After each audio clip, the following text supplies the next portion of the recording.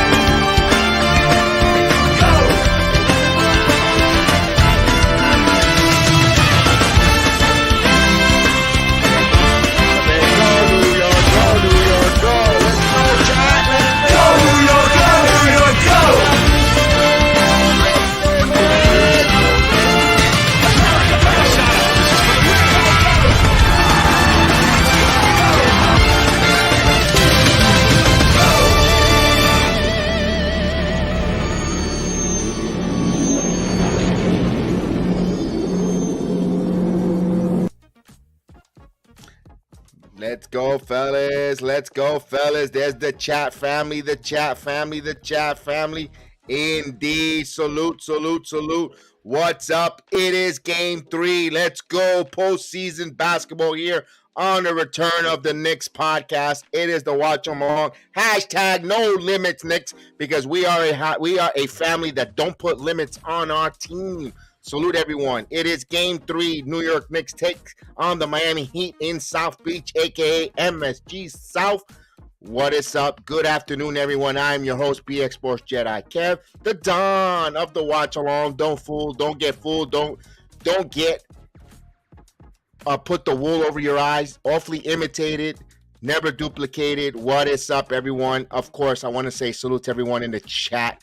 The number one chat, the world's most famous chat. We got Mr. Tim Smith always in the building. Mr. Steve Feltlit, salute Melvin Smith, and I love pie. We're about 11 and a half minutes away before tip-off, and they're in Miami, baby. I'm in Miami. The Knicks trying to take a 2-1 lead here this afternoon against the Miami Heat. Now, you know how we do here on the BX Sports Jedi Network. We call the watch along. We do the play-by-play. We do the interaction of the chat. And, of course, we help you try to make a little extra money in your pockets with a segment called Let's Make a Bet. Indeed, let's make a bet this afternoon. The New York Knicks are a 5-point underdog on the road at a plus 162 on the money line. The over and under 209.5 points at a minus 192. Remember, bet with your head, not over your head, and good luck in making that little extra money there and having fun making a wager on your parlays as well. 3-team parlays, three-legged parlays as well. Of course, everybody wants to know, all eyes on the health on both teams here in this playoff series. Who's going to be healthy, who's not going to be healthy, who's in, who's out. Jimmy Butler is in for the Miami Heat. He went around, shoot-arounds, tested that ankle. Of course, what was a big help for the Miami Heat. Having 3+ days off helped them to heal up Jimmy Butler. Jimmy Butler at home will play this afternoon. And, of course, I have the New York Knicks starting lineup. It'll be Brunson, Hart, Barrett, Randall, and Mitchell Robinson, the a.k.a. the Cookie Monster, down low in the middle. And, of course, Miami will have their lineup with Butler, Strutz, It had a Bio, Vincent, and Matri, and there are others. So we want to say good afternoon to everyone there. And I just blanked out on the last part of the lineup for the Miami Heat there. But good luck there for the Miami Heat and the New York Knicks. A lot of Miami Heat fans are pretty much shut out. This is Madison Square Garden South in Miami. Great to see that. Both teams might be at full strength, or at least 80%, Steve. At least 80%. Of course, there is no Tyler Hero for Miami Heat. And no, you could say no Sasquatch, aka Jericho Sins for the Knicks. But it'll be interesting to see here if teams are both strength. What's the big matchup? What is the big matchup here? It's going to continue being the post down low, manning the paint. Again, Mitchell Robinson has, and of course the birthday boy, the Isaiah the Anvil Hartenstein, who is only 25 years old. I was actually taken, I don't know why, I was actually like, a little bit taken back on Hartenstein's age. They're only 25 years old. So this team, the nucleus of this whole team, every piece they're under 28 years old. Other than, of course, Fournier and I don't even think Fournier is that. Don't even know the age of Fournier, to be honest with you. I know Rose is the veteran, but my goodness, this team, the nucleus, under 20, averaging around 26 years of age. You gotta love the nucleus there. Things to build on with Hartenstein, Robinson. You know the names, the wonderful names that are endeared to our heart. They're all young. And when I saw that, I was like, whoa, Hartenstein's only 25 years old. What the hell? What was the Clippers thinking about? Not resigning and staying with a Hartenstein there. If they knew, only if they knew, boy. Hey, you know what they say? Someone else's misfortune is someone else's fortune. So I didn't want to say trash because Hartenstein isn't trash. So, but still in all, Hartenstein, I'm very thankful he's a Knick here. Now, for this afternoon's game against Miami here, we saw that Miami keep the now with Jimmy Butler back. I don't know how much of the offense is going to run through a Jimmy Butler this afternoon. If they're going to feature him with his ankle, how much of a offensive load will the Miami Heat rely on him? We saw the other tuitionary players around him, like a Vincent, a Strutz. We saw other guys around him playing a hell of a game, keeping the Miami Heat at bay there, keeping a close game. Miami shot extremely well from three-point land. Can the Knicks continue to guard, or will they make an adjustment to guard the three-point line? Kevin Love had a couple good looks in the fourth quarter, missed it. Knicks were fortunate, but the Knicks' talent was overwhelming. You saw that there. You saw at the end, especially in that fourth quarter, when they finished that on a tremendous run to seal that game and take the even series here. As we say hello to Miss Janine, salute Miss Janine in the building. Let's get this road win. The Knicks are road warrior Knicks, who are phenomenal. I believe second or third best team in the NBA with road victories. This team is not a easy team on the road to lay down. This team fights in every game. The Knicks, we know we're going to get a great effort from them on the road. I love it. Every time the Knicks play, I give thanks to the Dallas, man. Yes, the Dallas Mavericks not signing. Boy, $56 million. Boy, talk about a $56 million mistake there by Mr. Shark Tank himself, Mark Cuban. Just think about it. If he would have given the demands of the camp allegedly reported, because let's say it's allegedly reported what Jalen Brunson wanted 4 years, $57 million, $58 million, and they didn't sign. They said, nah, it's okay. Oh boy, do they feel like they have egg on their face. Yes, this is the best $100 million contract, $110 million contract the Knicks has given out in a long time. I mean, just with the money they're going to make in the postseason run here, just going to pay for that contract. Think about it. With all the Madison Square Garden revenue coming in from tickets, from merchandise, from concession stands. On this playoff run, I think they're going to get Jalen Brunson's contract back and maybe a little more full, especially if they continue to, if we continue to play with no limits. Just think about that, fellas. Just think about that contract that they signed there. One player. It's not about how you spend the money, it's where you spend the money, how smart you spend the money. I always tell everybody that. So, good afternoon, everyone. Again, I am BX Sports Jedi Kev, the Don of the Watch Along. We'll probably have Dangerous join us a little later. We'll probably have Chris the Flash come on as well, and many others. I throw out a couple invitations to see who will join us there on the stream, on the watch along. If you're new to the channel, salute, thank you. Please hit that like button. Please help subscribe, help us get us. We're almost a couple, 200, 300 subscribers away from 10,000 subscribers. My goodness, I never thought I'll get to 10,000 subscribers here in less than a year and a half. 2-year anniversary is in July, and we're almost close to the 2-year anniversary, and we're close to 10,000 subscribers because of folks like you guys that join, that watch along, that is part of the channel. We appreciate it. Thank you guys. Now we're expanding into Rumble app, and of course we're doing great numbers in Rumble. Thank you for all the folks that listen and watch along to myself, Chef Dan, Austin, and every other ones that come on this channel on the Rumble app. Thank you so much there. We're growing with numbers, leaps and bounds, and thank you for subscribing in Rumble. Yes, if you follow us, we'll follow you, and we enjoy that there. It's a follow along. And this is a watch along. We do the play-by-play, the watch along. We have a scoreboard with a ticker that will tell you in a few moments. It hasn't started, so no sense of giving it camera time on the air or putting it on the screen with the ticker. That's not going to say much. We have a ticker that tells you how many minutes are left in the game, what's the score, who has possession, who has scored, and we watch along. And this is a chat and an audience participation program. We rely and we ask the audience to participate. You are a voice on the channel. You're not ignored. You are, like they say, like Roman Reigns says, you are acknowledged here. So you are acknowledged, not ignored. We highlight it as long as it's not profanity laced or derogative or anything negative in a bad way. We will not highlight it, but you are part of the program, and that's what makes this different. I want to always say that I always want to be different from everyone else's channel. What can I be different? Not to be a cookie cutter or a carbon copy from every other channels, which is not taking a shot at them. You do your thing. You do what makes you guys successful. I try to do something different that makes my program successful here. And what is it? Is acknowledging the chat, acknowledging everyone who's going to give me their time and be part of this program. Oh, I want to talk. Steve wants to talk about a big rumor. Right now, I'm focused, Steve. I'm focused on the Miami Heat. I think this is just clout chasing right now for the moment. I don't think it has legs because of the coaching. Giannis Antetokounmpo, Windhorst got on there. You know, it's Knicks for clicks. It's Knicks for clicks. Right now, they don't have anything to bash or make fun or have the Knicks be a butt of the joke. So they're gonna get us Knicks for clicks, trying to disrupt or take away the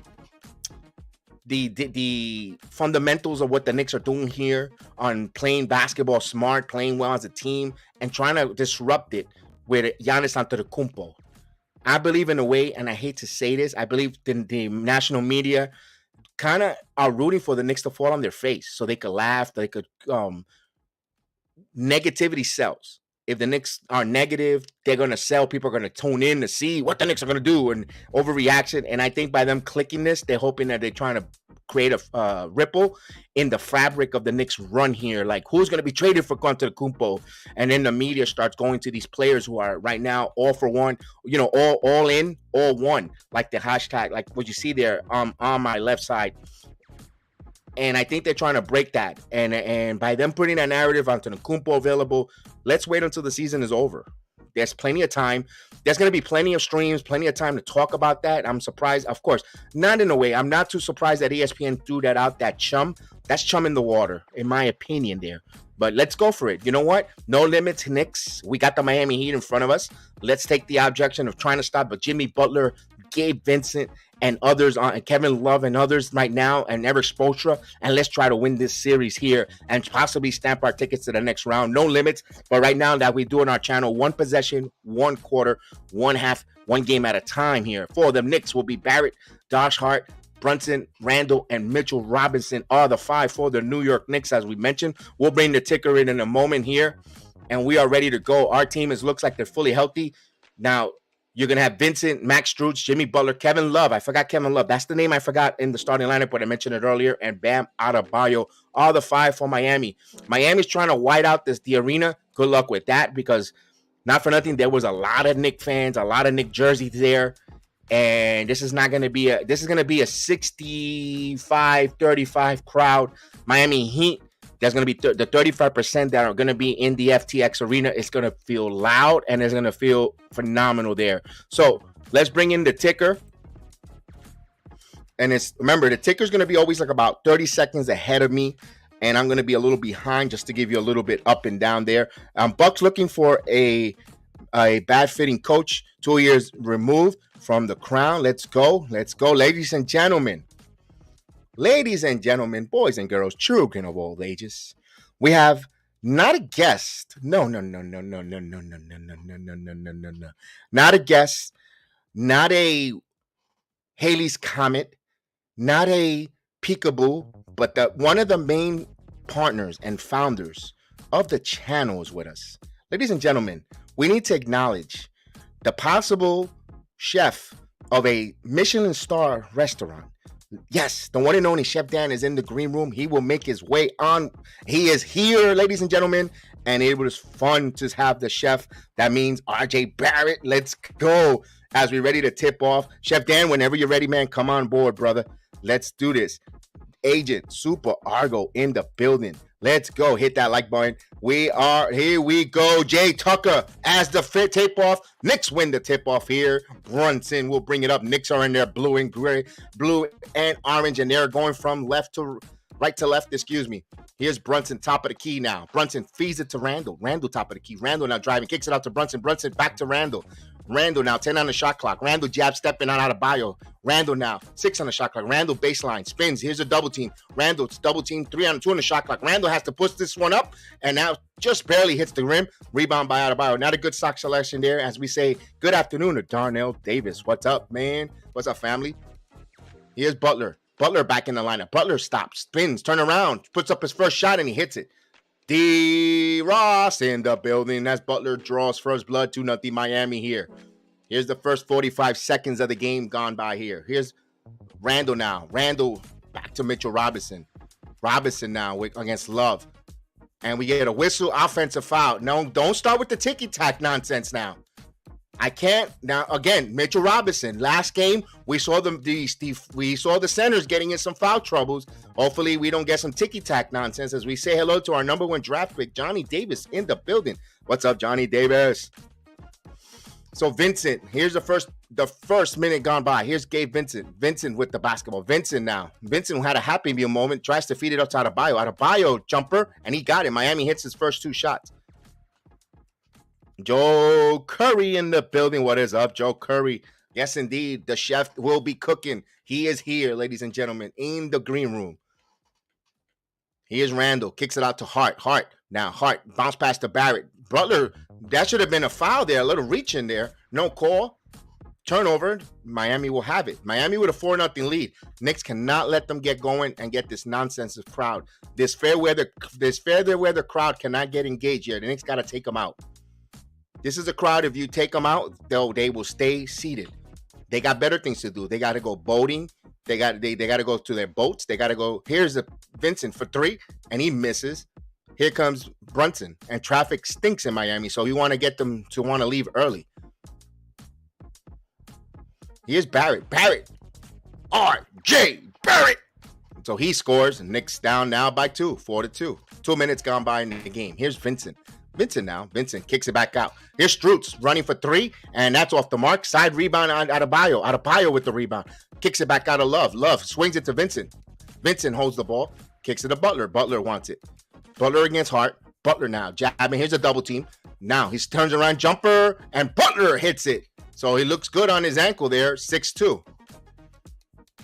And Ms. Janine says Knicks have to start off strong. Here's Brunson. Brunson now. Brunson spins. Brunson stops.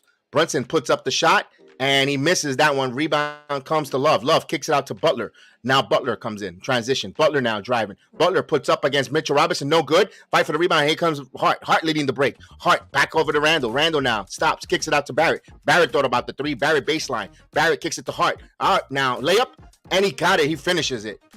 6-2. Hart thought he was fouled there. No call. So 3 minutes gone by. Knicks down by 2. Let's go Knicks. Vincent. Butler now. Butler has a high screen from Adebayo. Now Butler driving. Kicks it out to Strutz. Strutz going to the corner. Turn around for 3. And Strutz hits the 3 ball. Matt Strutz. So Miami now 9-4. 5-point lead for the Heat. So here's Brunson now. Brunson, Randall, back to Brunson now. Brunson, top of the key. Jalen Brunson, Euro, Brunson, a lot of contact. And finally, the officials knew how to blow their whistle there. So there's a good foul there. As Spoelstra not liking that call, you could see him smiling, and you can see his fake tooth being what you seen pointed out there. You can see how big that tooth is. You could tell that's a phony tooth. That's an implant. Here's Brunson hits the first one. I don't know why I decided to talk about Spoelstra's phony tooth there. I don't know. As he hits the first free throw. Julius sleeping on that. Let's go. Julius needs to wake up a little bit here.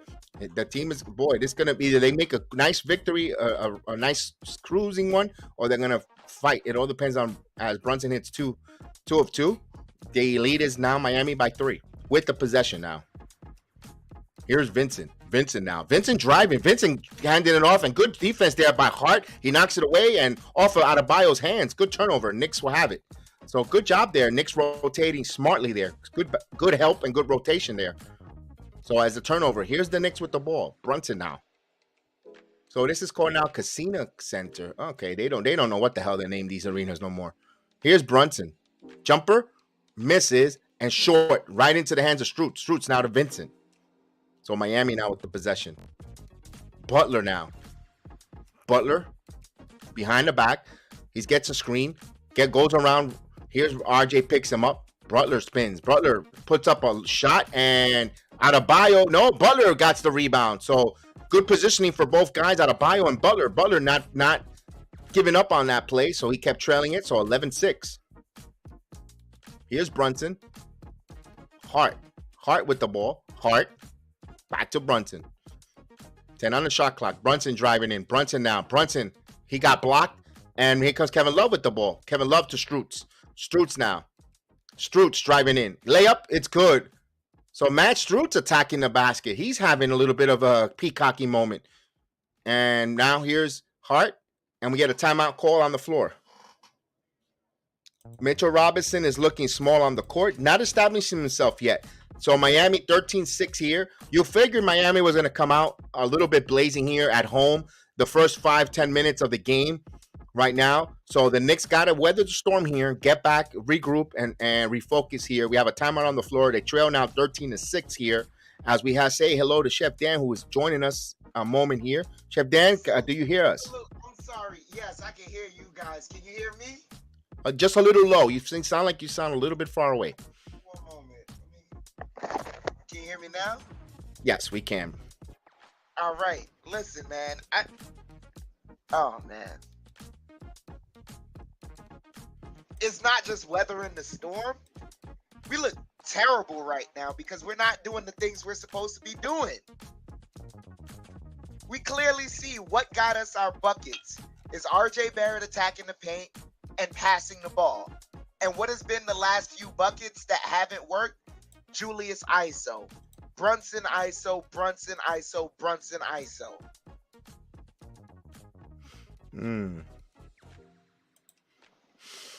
I think they want to try to get. I guess they want to see what Randall gives us early. I don't know. I'm trying to be a devil's advocate, Chef Dan. I agree totally with you, but I'm trying to give you. Maybe I'm trying to look at the other side of the coin. Maybe trying to put myself in the other shoes. And I understand that, but that's not what the game is telling you. Exactly. As much as you want to dictate the game isn't telling you that right now. We're 5 minutes into the game, and the game is telling you, go through RJ, let him pass the ball. And you guys continue to pass the ball and make the extra passes. And I want to piggyback on that, Chef Dan. When Randall has the ball, and then by the time he gets it to another basketball player, another partner on the court, it's 10, under 10 on the shot clock. Not good. It's not good, but that's because he's trying to draw the double team. I understand the plan in that, but even then, like, the Miami Heat are so good at knowing how Julius draws the double team. Sometimes you just got to step away from that plan. Yes, I agree with that. Stepping away from the plan and not overthink. Get the ball. Like, of course, what the coach says, read and react. and Randall is reading, but he's waiting for the plays to develop instead of reacting. And that hesitation on his from his reaction is costing right now. Not because he's not hitting the shot, is because they're not in position to get good shots on the offensive end because of the shot clock winding down. He's not the only one that's at fault for that as well. The Knicks players are at fault because they know he's trying to draw the double team. Sometimes if you just move a little, it helps with creating that double team. Sometimes the player that has the ball can end up passing you the ball and creating a screen if you make the right cut. So these guys have to start cutting correctly. Exactly. And also the motion. Maybe a lot of players says he's not going to pass, so why am I going to go? And I go back to a comment mentioned by Mitchell Robinson. I'm out there doing cardio. And maybe some of these players says, this is a postseason, I need every bit of energy. I'm out there doing cardio where a guy is not going to pass the ball. I'm not going to do it. That's a maybe. And it's not picking on Randall. You could see by the result as they're going to inbound the ball here. We'll elaborate this in a moment, see how this and we get the ball into Randall. He gives it quickly to Mitchell Robinson. Now Brunson on a curl. Brunson. Now RJ now. Barrett now with the basketball. Barrett backing in. Bounce pass to Randall. Randall catch and shoot three. And that's off the mark. Rebound. And the ball's loose. Hart and the Knicks come up with it. Here's RJ for three. And he misses and fight for the loose ball. Randall again with an offensive rebound. Randall goes up strong. A lot of contact. And Randall got it. He should have got hit with a foul there. He should have been at the line for a 3-point play, but you got to play it 13-8. Oh, I just got behind. Give me one moment. I'll be right back. Here's Vincent. Vincent now. Vincent guarded by Barrett. Kicks it back out to Strus. Kicks it out of Love. Love thought about the three. Kicks it back to Butler. Butler working. Butler now has a screen. Now switched by Randall. Driving. Two bad ankles going at one another. And here's Jimmy Butler. Randall, no hands up, just kept his hands. They got to put a hand up. Take the sight out of the play on the defender. Here's Barrett on Butler. Barrett blocked by Jimmy Butler now. So what a good play there by Butler, testing that ankle, and Jimmy Butler passing here right now so far. Here's Adebayo. Adebayo goes at Randall. So a nice hook shot. Now they cannot have Adebayo go loose here. 17-8. Now we look like Miami is exploiting Randall on defense. Here's Brunson. Brunson had Vincent on skates, and he misses. He falls. Mitchell Robinson with the basket, and there should have been a foul. Yes. My God, he got wrestled there. I seen better. My goodness, I seen this is more of a vicious hold. I seen less vicious grappling on UFC than I saw there from Kevin Love. Wow. He got mugged. Yeah. That deserves fight of the night bonus right there from Kevin Love. Holy crap. As they inbound the ball here, here's Brunson. Brunson now. 10 on the shot clock. Brunson backing in. Brunson, 7 on the shot clock. He's got Vincent. Brunson now making his move. Turns around, bounce past to Hart. Hart, 2 on the shot clock. He has to put up the 3, and Hart misses. Rebound by Love. Love going to push this long pass to Strutz. Now Strutz. And again, the long passing hurting the Knicks here. We saw that in game 1, and right now, Kevin Love.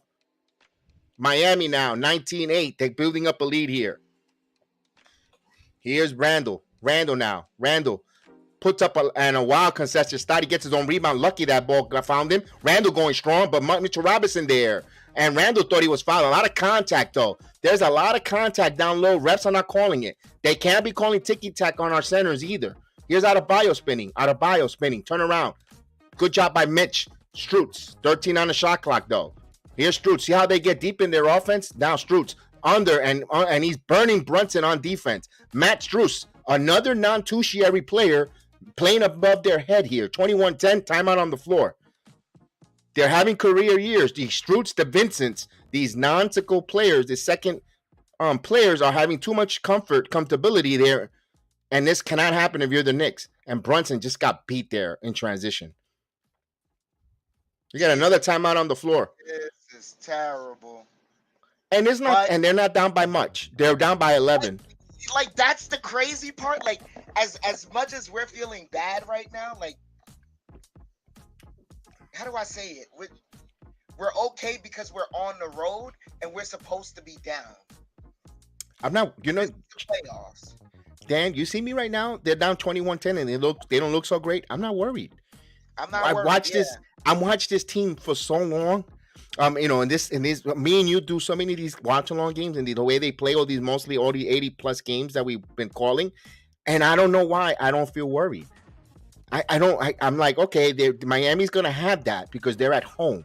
They're gonna get that happy meal moment right now. But then when wait until the middle of this quarter to the, you know, I mean, the second quarter kicks in and the second units come in, it's gonna change, and then the first unit is gonna calm down, and then things are gonna they're gonna start ruling the sleeves. I'm not, you know what? They're up 21-10, but right now I hate, you know, I don't call me cocky or overconfident, but I feel okay. I'm not worried.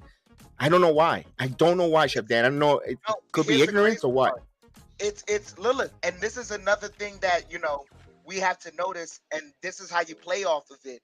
You see it; they're doing extra things that are working right now, but it can only work for so long until our players figure it out and our coach figures it out, because we know Correct. we have the personnel to make adjustments in the game and start attacking right back.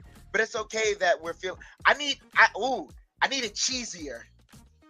I need the furnaces off or something. The furnaces on or something. Yeah, that's cheesy enough. I like that. Give me all that cheese.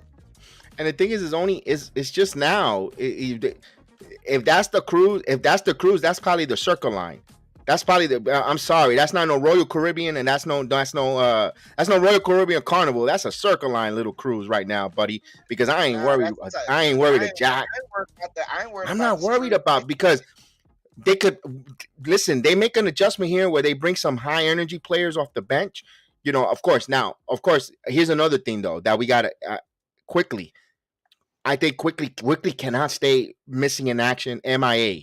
If quickly comes with his normal quickly game, or give me 75% of 100% of we know of quickly, this is gonna be a different game here as well with the bench unit. You know, I'm okay with the Knicks bench unit to the Miami. Also, it's the first quarter, and it's only 11-point game, and they're going ham right now. And you'll see that their bench is not deep. By the time end of the third, early fourth quarter, they're gonna be gassed. That's why I'm like calm, cool, collective, brother. I'm calm, cool, and collective. I'm not worried right now. I don't know why. Like I said, confidence, cocky, No, I and don't know. it's not 5 o'clock yet. It's not I'm gonna 5 o'clock for tequila. I'm gonna tell you why. Because you've been believing it, we've been saying it, and this is the moment where it's true. You take it one possession, one quarter, one half, one game at a time. Especially during the playoffs. All right, so Knicks will inbound here. Harkenstein, the late birthday boy in the game. Here's Brunson. Brunson now from the free throw line. He misses the jumper out of bio. Normally he don't misses, so he's got to get going though. Here's Strutz. Strutz now. Strutz, Butler into Love. Love got hammered, and he hits the floor there by Harkenstein. I did not know, Chef. Harkenstein is only 25 years old. Just turned 25. Yeah. Holy crap, this team is young. Yeah. That's I thought he was like 29 to 30. I thought he was older. I don't think he looks it, but I just thought he's been in the league longer. Now, I really think a lot of these guys are coming back. And he hits one free throw, 22 to 10. So Knicks trail by 12. But right now, you just got to continue to play some defense here. You're going to go on a run. This is a game of runs. Limit the runs.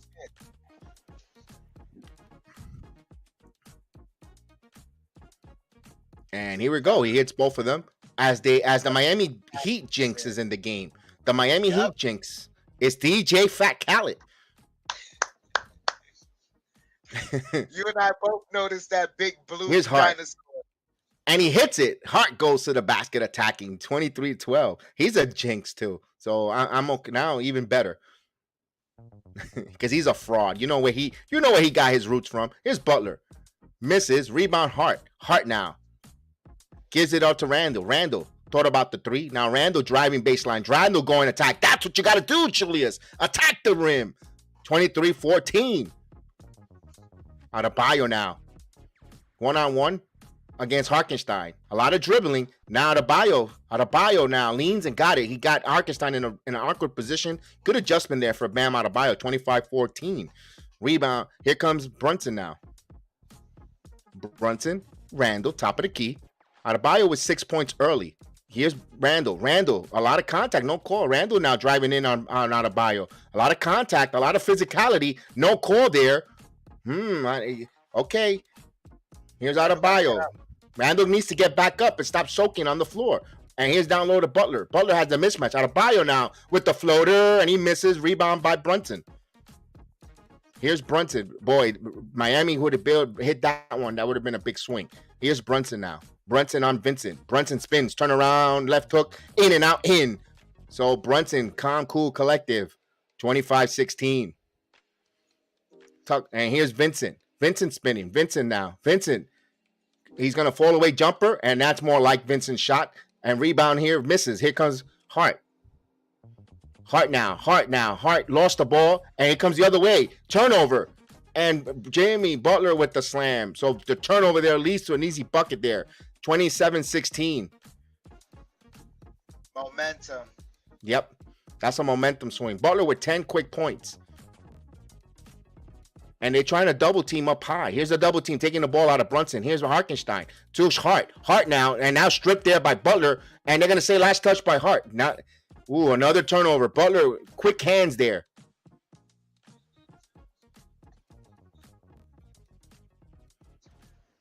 There's a lot of elbow there. A lot of wrist there.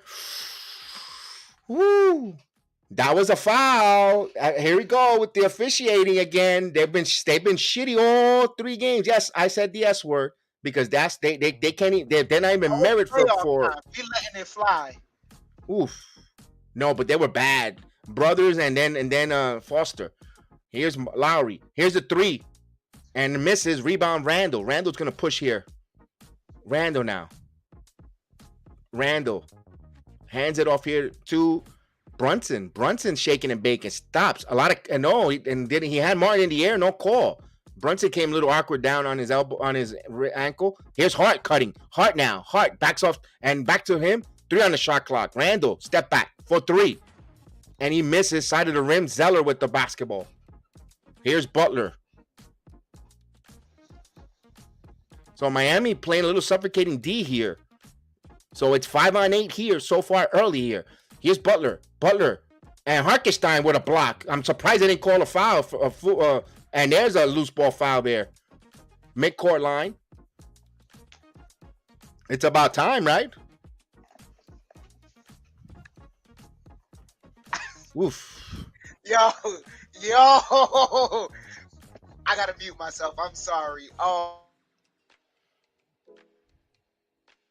Oh, it's that referee. He stinks. Ugh. All right. So Hartenstein with the ball inbound. Hartenstein now looking for someone. Here's Brunson. 17 on a shot clock. Knicks trying to get in their offense. Here's Brunson baseline. And there's a ticky. Actually, that's a ticky-tack foul on Miami. They call that one there. So Duncan Robinson picks up a foul there. A little ticky-tack, but that's okay. I mean, the Knicks will benefit here. We'll go, and I believe he's going to the line here. Ugh, Mark Davis is another one. These are when you know these names too much of these officials, you know there's an issue.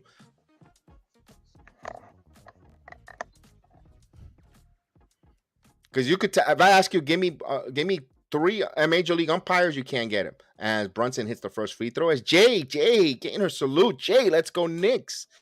Indeed. Yes, Steve, I get a fine for my potty mouth there for that little S word, but I won't. I try not to curse more at all.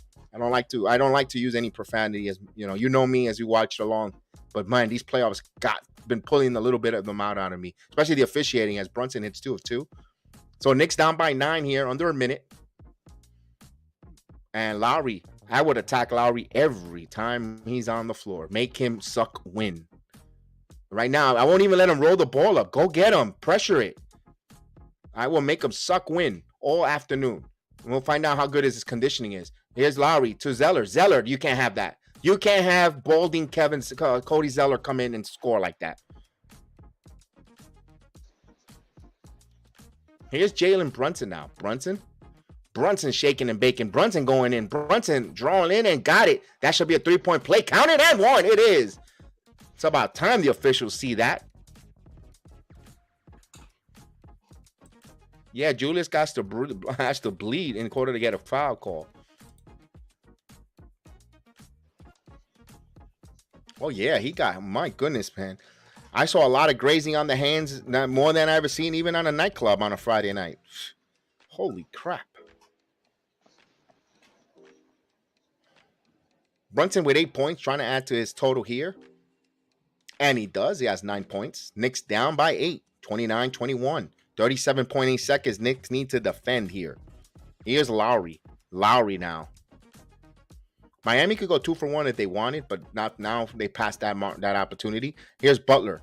Butler now has Hart. Butler now driving in the paint, kicks it out. Lowry thought about the three. Lowry now moves to the side for 3, and Lowry misses. Rebound, Hartenstein. No. Brunson now comes up with the scrum. Brunson with the ball. 15 on the shot clock. Shot clock turned off here. So Knicks will try to settle here. Brunson got a lot of contact there. No calling right in front there. Here's Brunson now. 4 on the shot clock. Brunson thought about it, leans in. Here's Hart. Hart has to put this up at the buzzer, and he hits off the rim at the end of the first. 29-21, Miami with an 8-point lead. Miami gave them their best shot there with Strutz with 9 points, Butler with 10, and the Knicks are only down 8. The Knicks played like dog nonsense. They looked like they walked in some quicksand. They looked like they weren't ready. A little bit, looked like they had a couple of days off. It showed, and they're only down by 8, Chef Dan.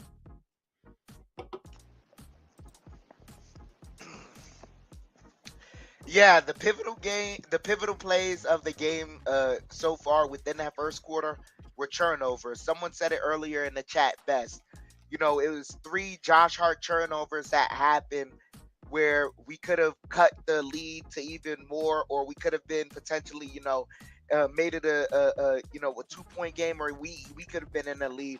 But it is what it is. You move on. You play the game as it is. Keep moving forward, but we have to be careful of the turnovers because this team is going to go in the open court and easily get a bucket. We see that we can't have turnovers against this team, or we have to minimize them. Yes, and you know what, Joe Curry? I don't know if Thibodeau wanted to do that because maybe he wanted to send a message and take Butler off out of an ankle injury. But yes, I think I would have went with Grimes as a starter and Hart off the bench. Not because Hart is not good. Is because I would like Hart to ignite the second unit and get them going, because I like what Grimes gives us early part. You don't really need the scoring or that intensity because we have Brunson and Randall, and I would have liked that intensity and that energy that Hart gives us with the second unit, and then you could close out with Hart at the at times. I kind of agree with you, Joe Curry, there. I mean, there is that side, but then there's also the fact that he really just had a shoulder injury, and the last time that Tip started him right after he came back from an injury was earlier this season, and he had to sit him back down again. So maybe he has that experience in his mind, and he's like, all right, he doesn't play well fresh off of an injury. He needs some time coming off of the bench in order to get the best Grimes we can get, and it is a 7-game series. And also, Grimes helps you spread the floor too. You can't clog the paint the way they've been doing because Hart doesn't hit the 3 ball like that constantly. He's a threat. He's just a pure shooter, and I think also that would be another decoy out there. So you let me know. And before you start the second quarter call there, Chef Dan, I just wanted to give everyone a quick update. I want everyone, please, if you have not subscribed yet, we are so close to getting 10,000 subscribers. We need that. If you haven't subscribed to the channel, please subscribe. We have a goal. We would like to get it before this playoff run is completely over, no matter how long it is, whatever long it takes. We'd love to get to that 10K subscriber mark. And if you're new to the channel, if you're enjoying the watch-alongs, if it's just basketball, baseball, wrestling, MMA, whatever the case, boxing, whatever it is, the watch-alongs that we have on this channel or any of the programs, please subscribe. We really want to grow there and get to that level. We appreciate it. We count on you. Yeah. Ah, man, this is so fun. This is so exciting.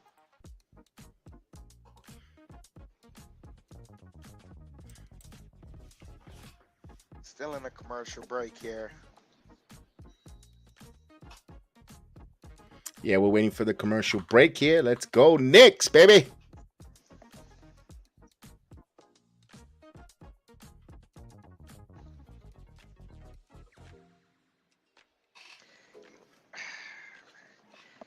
before this starts, man, I really gotta say it. They really do want this to be the old school Knicks in Miami. I'm gonna just say that as Lowry has the ball here, he hands it over to Robinson. Robinson back to Lowry. Lowry driving. Lowry passes it to Robinson. Robinson open for three, and that's good. 32-21. Oh no. So Hell no. Hartenstein over to quickly to Barrett. Barrett over the Toppin. Toppin fakes it, drives, got the floater. What? Nonsense call. That you can't play like 5-on-8. You can't play 5-on-8. You can't.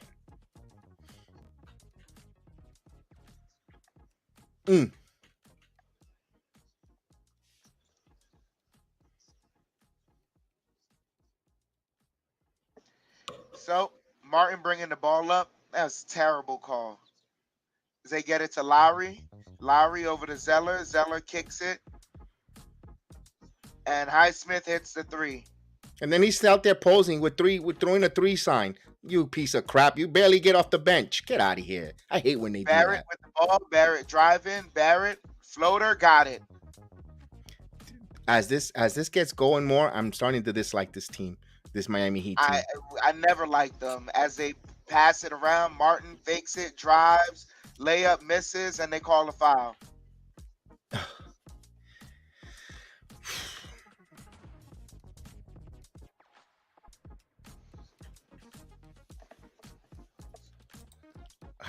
Mr. Vernon in the building.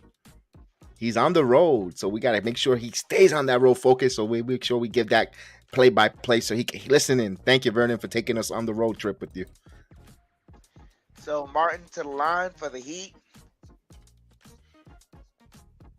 Hits the first free throw.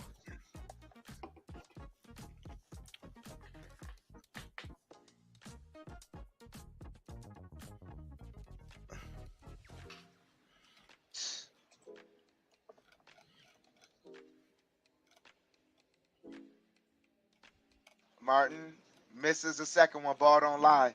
As Quickly gets the ball, brings it up. Quickly driving. Quickly steps back mid-range off the back iron. Rebound by Zeller over to Highsmith. Highsmith driving, gets it over to Robinson. Robinson back to Lowry. Lowry kicks it. Robinson misses. Pass around. Highsmith offensive rebound. Lowry has the ball now. Driving. Lowry drives, and they say there's a foul on Toppin.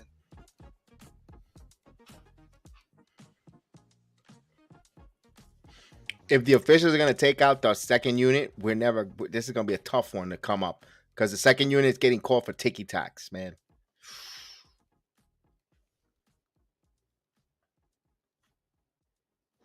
And someone got a technical foul there?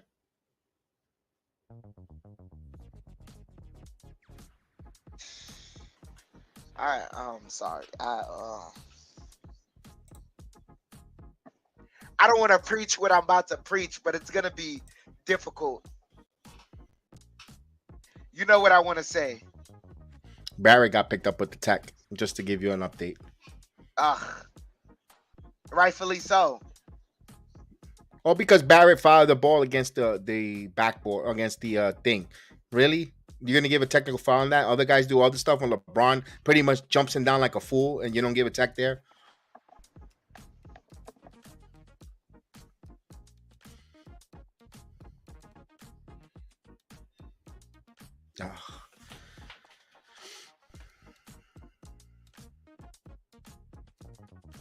Lowry hits the first free throw, 38-23. Knicks down by 15. Joe, he got hit. There was a technical foul, Joe. That's why Robinson shot that shot. It was a technical.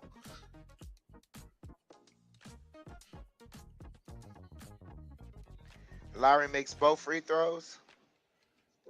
39-23. Quickly bringing the ball up. Quickly over to Barrett. Barrett driving. Tough layup, rims in and out. Lowry bringing the ball up, pushing, gets it over to Robinson for three. Off the mark. Fighting for the rebound. Barrett comes up with it. Knicks pushing. They get it to Grimes. And Grimes, he should have been fouled.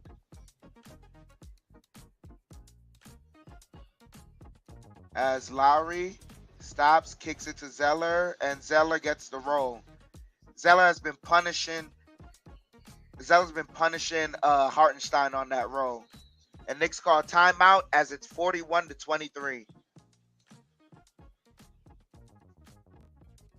They're attacking, but they're not. But of course, they're playing with confidence because whenever the Knicks go into the paint to try to score, no calls, and they're wait and when the Knicks gotta adjust. You know what? They're not gonna call whistles. So you know what? They need to go hard. They need to go to the basket. They need to finish hard because the officials are not calling anything, and also they're afraid on the other end not to play in the deep in the paint because they're gonna get called they don't know where the whistle's coming from, and that's in the Knicks' head, and it's showing. And they're not being sliced up like a mango. What they're being is they're being they're being their own enemies. They're being their own enemies right now because they're thinking they can't think of what the officials are going to do, and that's in their head. They're becoming their own worst enemies. They're overthinking right now. Yeah, you're absolutely right about that. Man.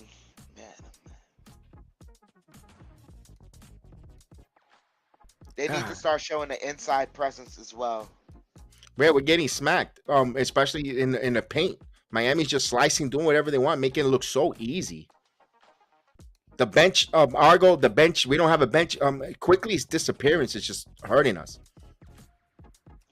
I was really hoping that this series would be the series that he gets more comfortable because, especially in Miami, he's shown a tendency to, get a explosive half or so, and it's still early in the game. It's still the first half. We still got a second half, halftime and second half to adjust. The game isn't over yet. But right now, we definitely need some of our usual suspects to kind of make this a game. I know you don't want to do anything drastic, Chef Dan. I know you don't want to do nothing crazy or detriment to the team. But this is last time I know there were 15 players on the squad. I'm not saying expand the roster. No. Hear me out. But do you try at least here for at least 5 minutes, Evan Fournier? Postseason Fournier? No? Okay. Just wanted to bring that up. 5 minutes. That's why I said only 5. I know McBride should get to play more, but right now what the Knicks really need is some offense because they got nothing to hands for offense. And I understand that, but that's the wrong thing to look for, especially on the defensive end. Yeah, but they're not scoring anything. They need something to spread the floor so they could, because Miami's just playing zone and clogging paint.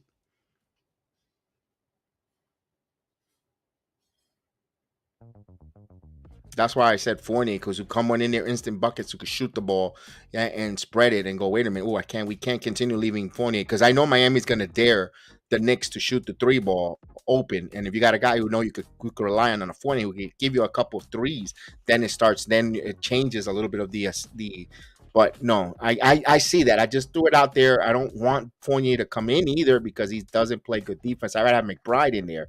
And Vernon will like Derrick Rose. You know what? Not a bad one either. Rose ain't got it anymore, man. Especially if they're not calling they're not calling any fouls in the paint. Yeah. No, Brunson is not in, still not in. And I look, if it wasn't for Julius' ankle injury, this might have been the game where I asked him to play 40 plus minutes because I need that inside presence.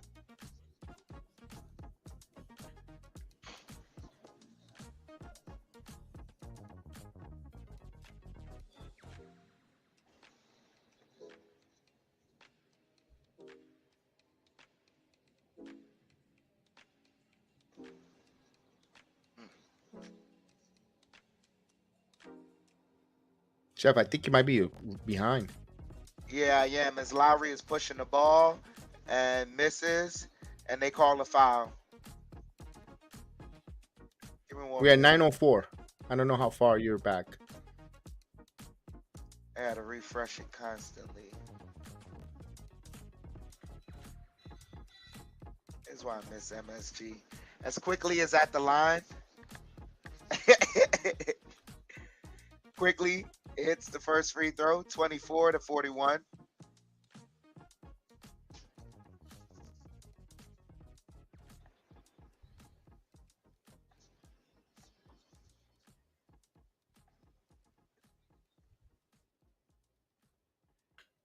Quickly hits both free throws. Hopefully that gets him started. Yes. 9 minutes left here in the first half. As Martin looking, gets it to Lowry. Lowry defended by Grimes. Back to Martin. Martin defended by Toppin. They get it over to Robinson. Robinson driving. Takes a floater. Misses. Barrett the rebound. Barrett bringing the ball up. Pushes it to Grimes. Grimes thought about the three now over to Barrett.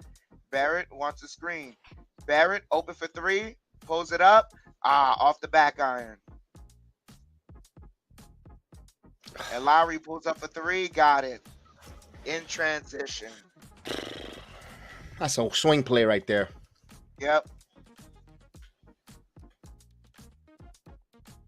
They get it over the Toppin. Toppin, open for three, takes it, off the mark. Lowry driving. Lowry in the paint. Kicks it to Martin. Martin to Zeller, and Zeller lost it out of bounds, knocked away by Hartenstein.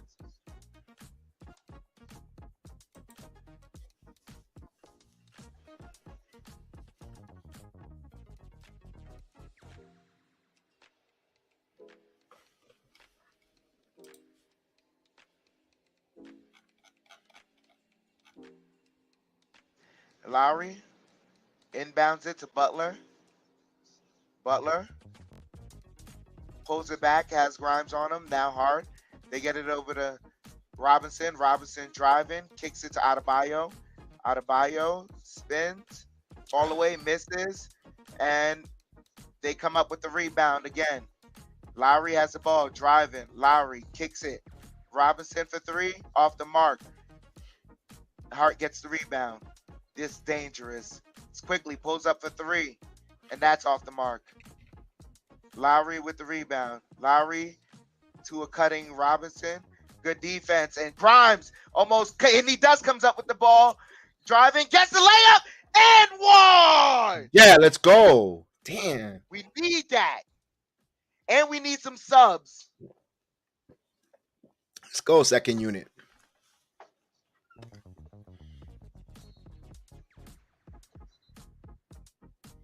They needed that one there.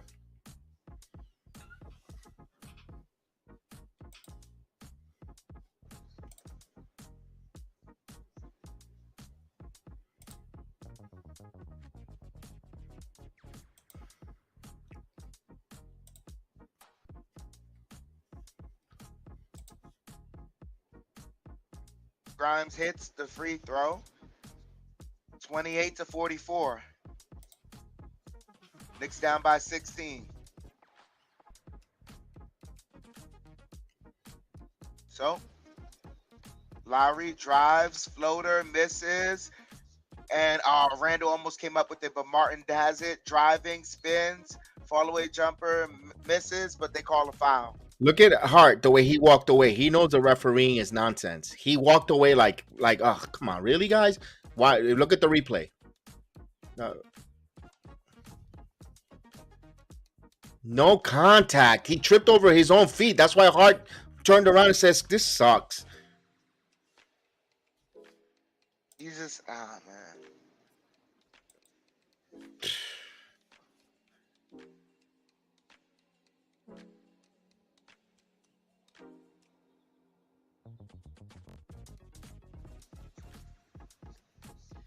Caleb hits the first one.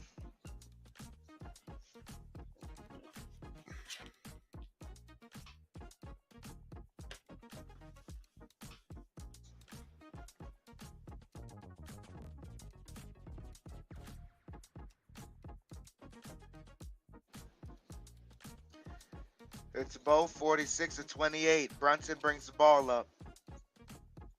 Brunson kicks it to Randall. Randall to Quickly. Quickly being played tough by Lowry. Quickly over to Randall. Randall fakes a three. Now kicks, and a turnover. Are you serious? I told him not to drink that Miami water.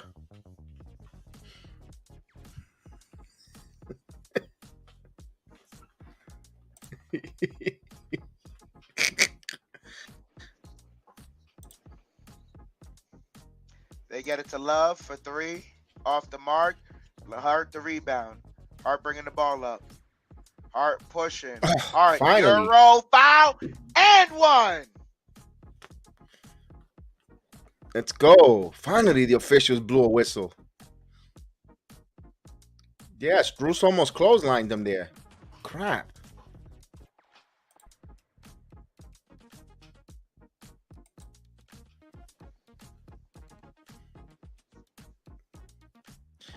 Oof.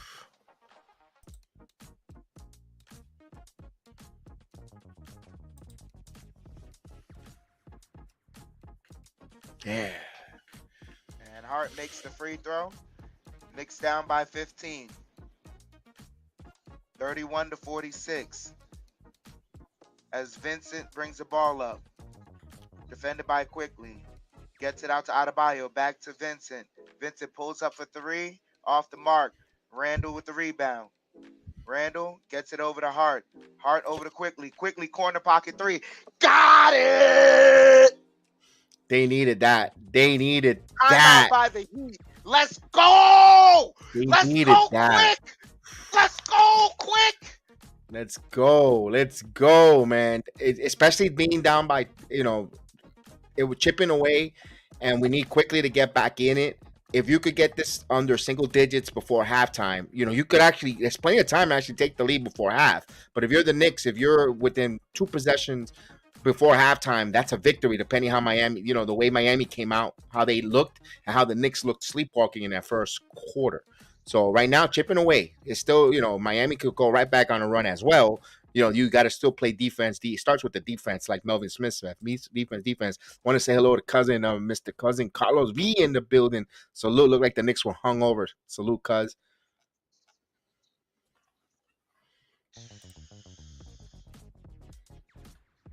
We need a little more cheesy there, Gideon. A little more cheesy. A little more cheese. Yeah, I don't feel no Gouda from that. No brie, no brie en Savoie, nothing. Más queso, por favor.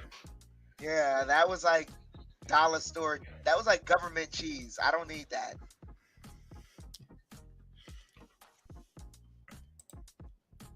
Oh. Cheers to you. Oh man.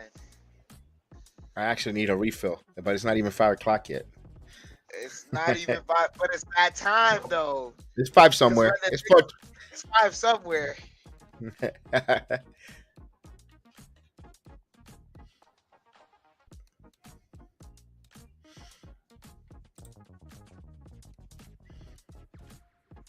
There you go. I'm still here, just giving the Knicks some defensive play. Let's go, Mr. Darnell Davis. If I was you, Darnell Davis, next time you get some seats right behind that Miami Heat bench.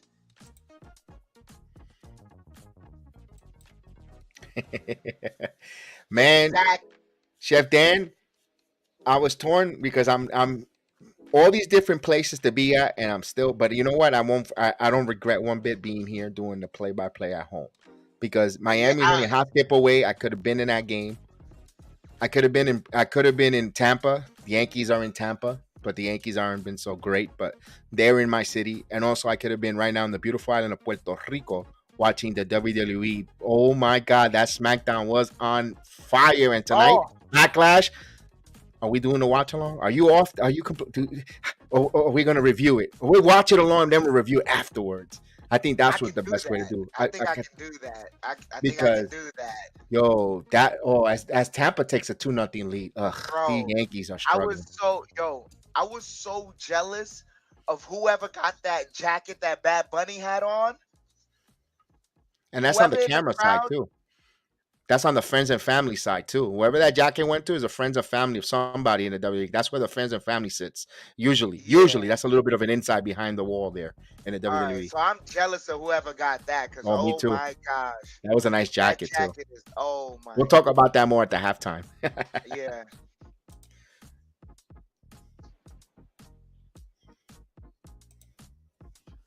Right now, Knicks inside the paint, 11 of 21. Outside, 1 of 16. Quickly made our first three, so we felt some water open up.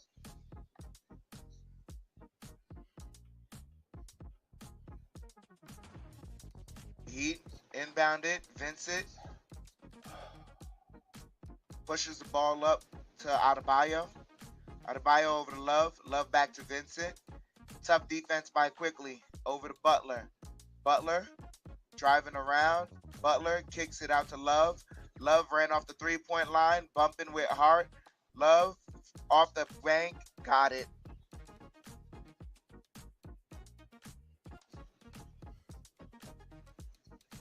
Brunson has the ball. Brunson, kick it out to Randall. Randall to Quickly. Quickly for three. Off the mark. Robinson almost had it. Knocked it out of bounds.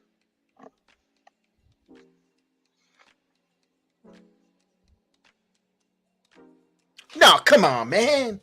And almost stolen by Quickly. Vincent driving. Vincent around.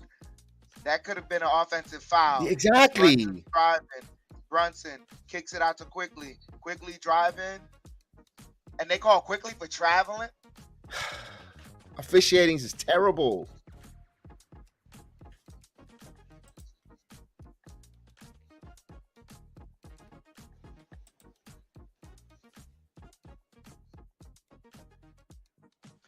Vincent bringing the ball up.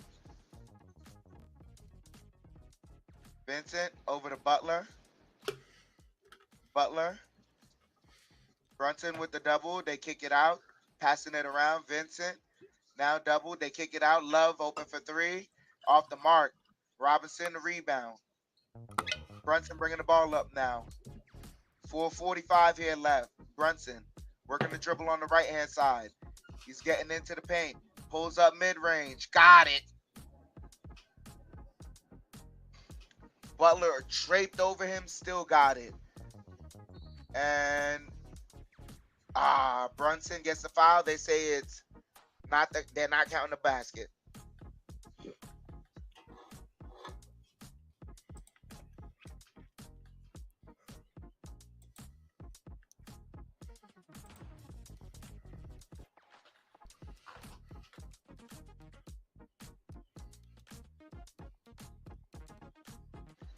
Strus inbounds it to Love. Love looking for someone to pass it to, gets it to Vincent. Knicks playing nice denial. They get it to Butler now. Butler in the paint. Butler, nice defense by Hart. They get it to Adebayo. Lost the ball. Love comes up with it. Vincent for three, off the mark. Adebayo gets the offensive rebound. They get it to Butler. Butler driving. Butler drives, misses, and they call loose ball foul on who? Mitchell Robinson. Oh, Terrible calling. I'm telling you, this.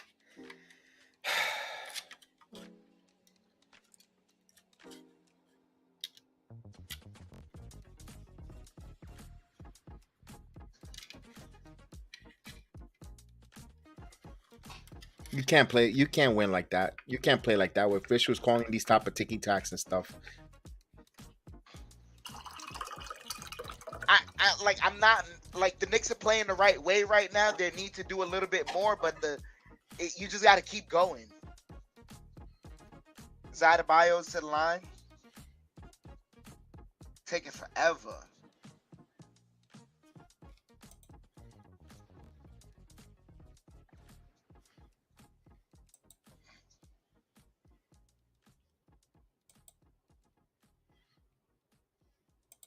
As he hits the first one.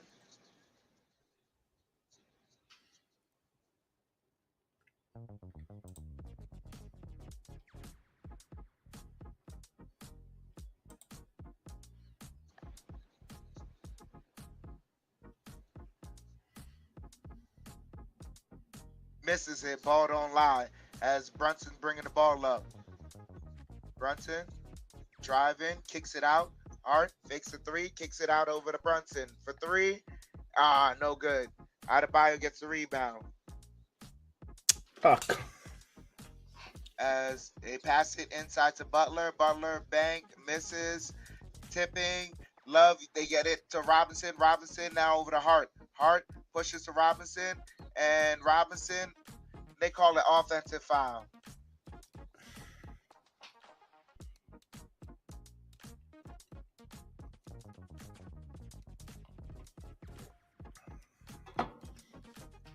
Man, the next time I'm Mitchell Robinson, I'm putting that elbow in there. Never mind that shit. Yo, look, me and Joe Curry, we're both bad influences. Excuse me. I wasn't gonna highlight Butler until has you the said ball. it. Butler driving. Butler kicks it to Adebayo. Adebayo fakes the handoff. Adebayo now. Good defense by Mitchell Robinson. Adebayo almost forced a turnover. Spinning.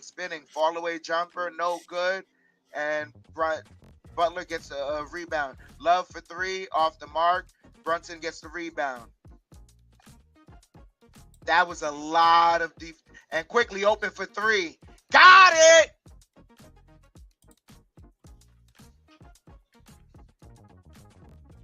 Knicks down by 10, 39 to 49. As Butler has the ball. Butler spinning, kicks it out to Strus. Strus to Vincent.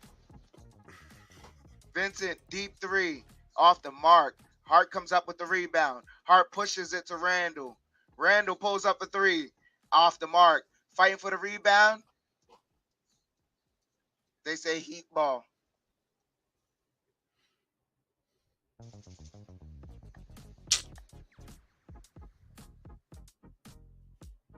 Butler with the ball here. 2:20 left. Calling out a play. Defended by Hart.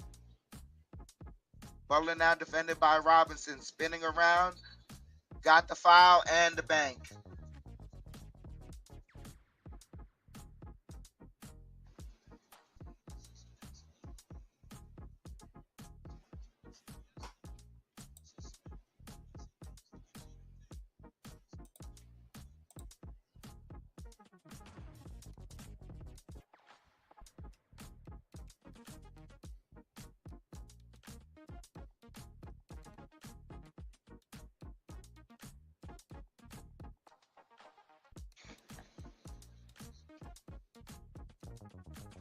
So Butler to the line to try and complete a three-point play.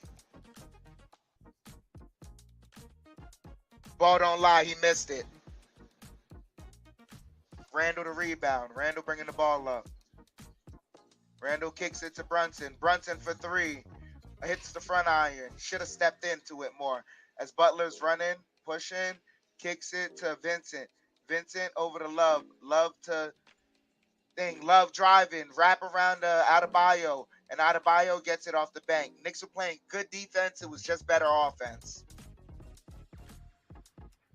It's quickly. Deep three. Now the Knicks are just taking their responsible shots. As Butler's driving and lost it right off his foot.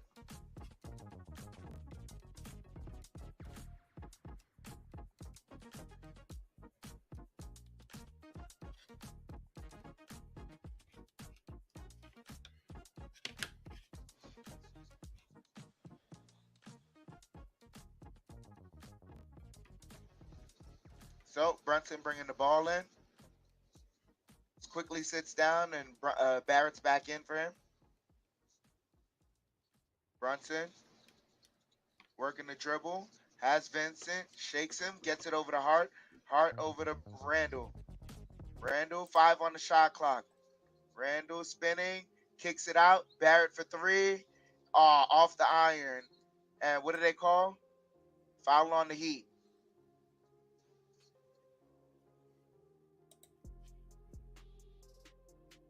And Hart is heading to the line.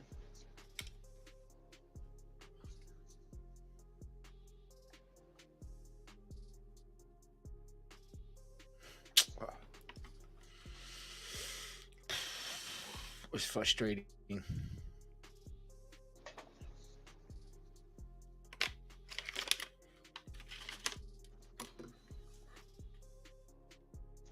Misses the first one.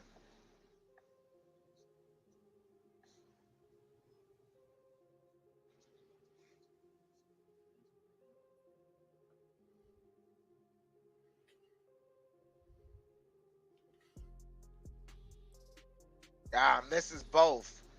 But Knicks get the offensive rebound. Randall. Oh, get out of here. Get And out of foul on here. Miami. Get out of here.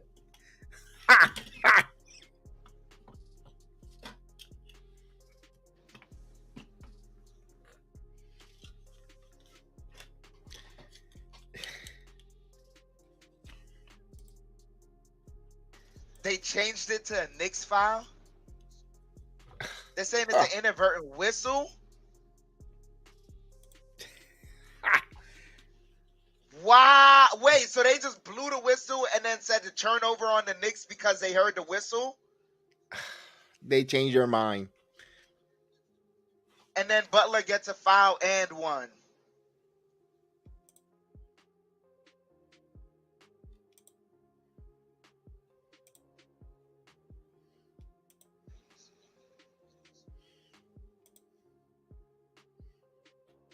Yeah, I agree with you. At least for the first half, agent.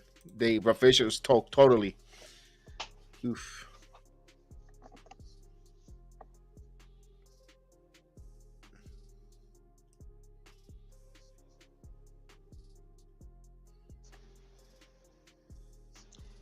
$39-56. Knicks down by 17.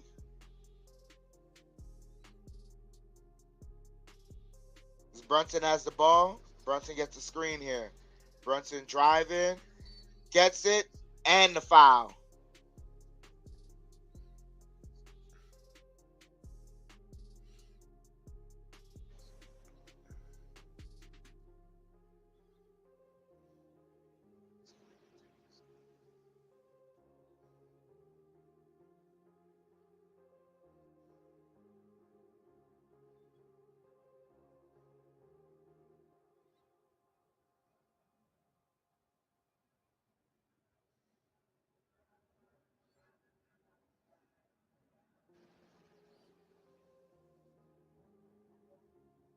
And Brunson hits the free throw.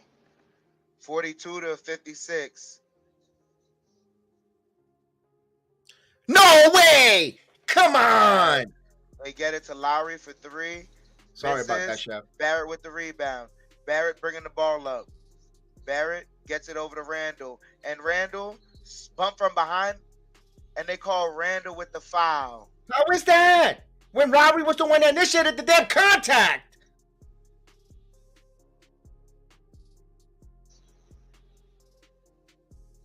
Oh my God. He knocked him on his arm. So was man, oh, here, take the ball. Here, take the ball. Because you contact me. Here, take the ball.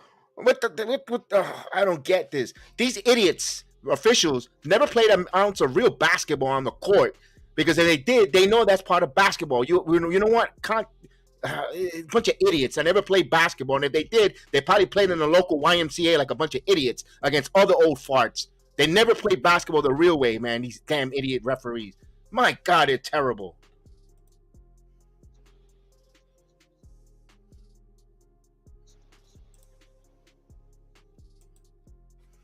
Oh. Lowry hits the first free throw. This is disgusting. Disgusting. 5-on-8.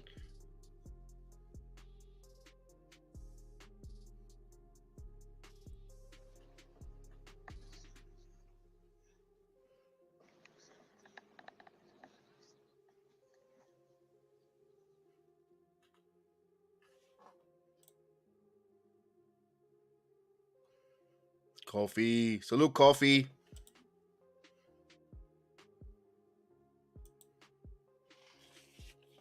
Oh, my goodness.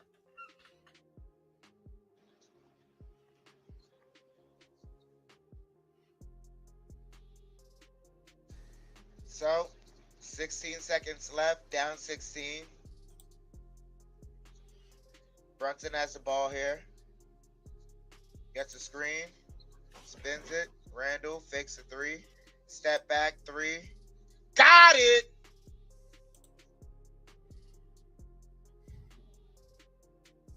And Butler throws garbage at the rim.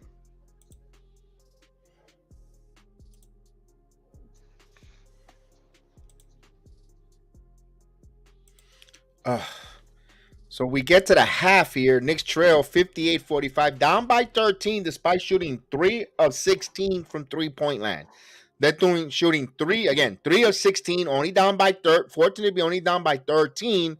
And the leading assist for the game tonight is the officials.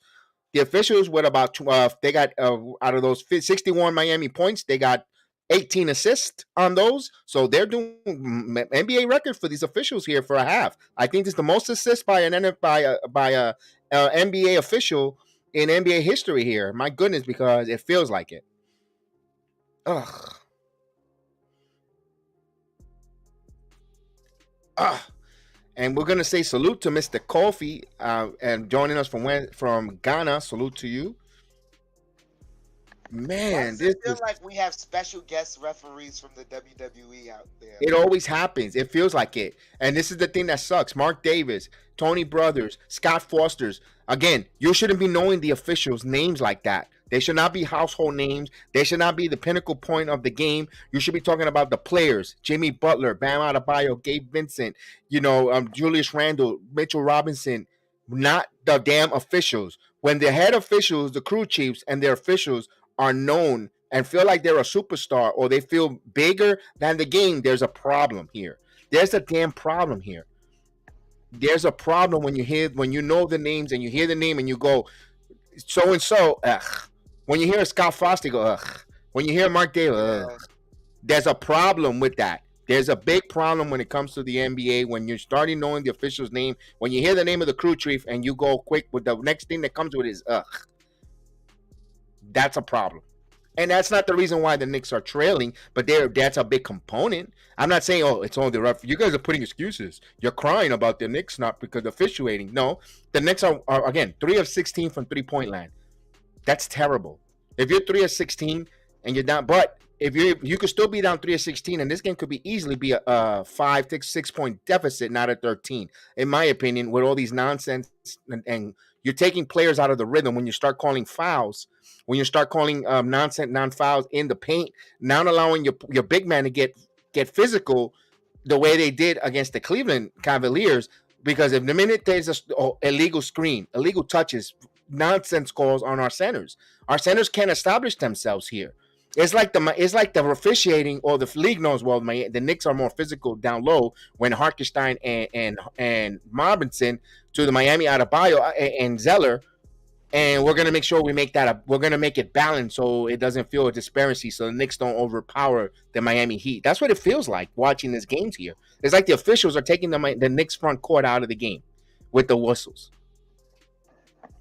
Meanwhile, they're not seeing the physicality or the dirtiness that a Lowry and Vincent do, kicking, moving, and hitting, elbowing whenever, and no calls there.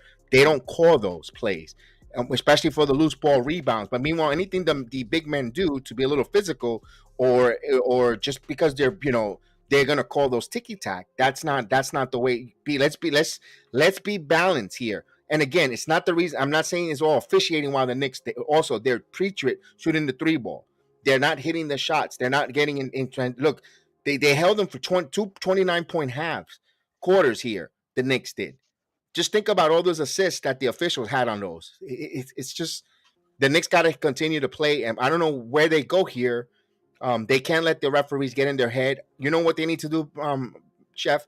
They need to take Barrett and Randall, and they both got to start driving to the basket. When it stop and not become 3-point, not become jump shooting team, they need to continue to force the physicality and drive down to the basket. Is Yeah, that's the only way because they just got to continue to force the issue.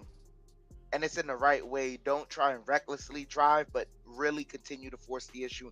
And these guys know how to do it, but like it even Brunson as well.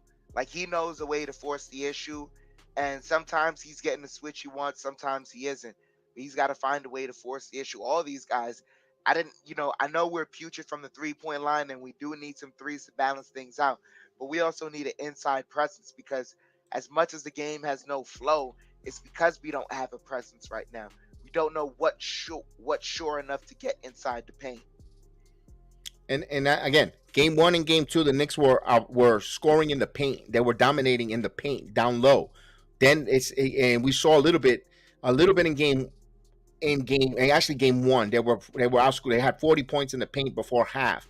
Then the officiating started getting ticky tack, and ever since they got ticky tack with and especially game 2, getting Hartenstein and Robinson in some major foul troubles, because Robinson had 2 quick fouls in the first quarter, didn't play much, and Hartenstein picked up 2 quick fouls. They were scared of getting a third foul on either one of our centers, and they were very tentative. And that game 2 was very extremely close. Ever since then, the Knicks, with that disparity in the paint, points in the paint, the officials seem like the league, or the officiating league, got together and said, you know what, we can't have this, because you're starting to see a disparity. It's going to be a short series. Who gives a crap about if it's going to be a short? Let the better team wins. If the Knicks go out there and get outplayed, and not the officials being part of it, and they lose in 5, then you know what? They will just got outplayed. But when you becoming a force and you're forcing the Knicks to play a different style of basketball, and not what you're calling during the regular season, as officials, there's something wrong here. You can't say, "Oh, it's the playoffs. You don't call that." So you know what? Then don't do that nonsense in the regular season. Then be And consistent. that's the point also. But within the same note, it's like, after 82 games, not everyone, not like they're not bodies like, regardless of how fresh they may tell you they are, they're not as fresh as they are. So it's going to be a lot more physicality that you're going to have to let go, because the fact that they did play 82 games of a season. But the thing is, like, the amount of physicality that you start to let go, it becomes inconsistent. And physicality is fine, but then don't be ticky tack, up high, Don't low. yeah. That's the thing that kills me, especially when the first 5 under the first 5 minutes of the game, they call 2 quick nonsense ticky tack whistles, especially and it always happens, and it's not just a Nick thing, folks. As long as you've been watching basketball, NBA basketball, think about it. Whenever they call ticky tack fouls, always on the damn centers to take them out of the game. I seen it done with Joel Embiid. I seen it done with Robinson from the San Antonio Spurs. I've seen it done with Patrick Ewing many a times. I saw it with Rick Smith. I've seen it so many times when they click 2 quick fouls on the center and they're out, and that changes the whole complexion of the game.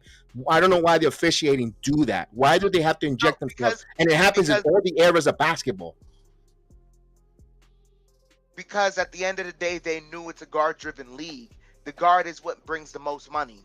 So that's a business decision. Then you're not really, then you're making rules. You're not, then why the hell make a damn rule book that is like, you need an attorney to read it if you're gonna do what the hell you want anyway too. That's my point. This is why this is what frustrates me with this sport, and this is why it has turned off a lot of people away from this sport, because it's like, that's why you always see the same damn teams always in the finals, because it feels like it's governed to only seeing the Lakers, the certain teams only, Celtics. It seems like, retract the damn teams and just leave those damn teams to play, and leave, and you know what, don't waste our time, because that's what it seems like. With this officiating, don't waste our time as a fan base. Invest our thousands of dollars that we bust our asses to merchandise and stuff, if you're going to make up rules to put only the same usual suspects in there. So you're telling me all these eras of basketball, these teams always going to play well? It seems like you cater the league only to these teams. It's what it seems like. It seems like WWE scripted, and the Lakers are scripted to be Hulk Hogan, Orange and Ric Flair's are the Celtics, and that's what it seems like. It just seems like that. What are you wasting our time? And case in point, Sacramento versus the Lakers, with that atrocious foul stupidity there. Every year it brings that question up, that the NBA seems like it's scripted. It just, every year it seems that way, dude, with these damn nonsense stuff here. It's like, what are we? Let them play. Let them play. Stop it. Stop having fan bases question not just the Knicks fan base. When you have fan bases questioning calls, something's wrong here. Something is wrong. I'm telling you, it's like, what? It's weird. Yeah. It's just weird, and it's not because they're losing. It's because the way it is. It's the way No, they're it takes losing. away. No, it takes away from the game. Aesthetically, it takes away from the game. I'll be right back. Aesthetically, it takes away from the game because now it looks like one team is playing hesitant while the other team is playing loose, and then it starts to feel like maybe there's a talent gap. And when there's a talent gap, like no one wants to see Muhammad Ali beating on Joe Blow from the corner. Exactly. Exactly. Nobody wants to see it that way. And if you're pushing the narrative that you want to see, oh, I want to see if the West gets this certain team there, we got to get someone who's the better Eastern Conference to make the NBA Finals good. We got to do whatever we can. No, no, no. Why are they making a remake of this movie? Holy crap. I'm sorry to take away from that. They're making a White Man Can't Jump remake. No, you don't mess with the original, the classic. Stop it. Ugh. I honestly, I think the Heat are too much for us. Third game when we're still up, down and outperform.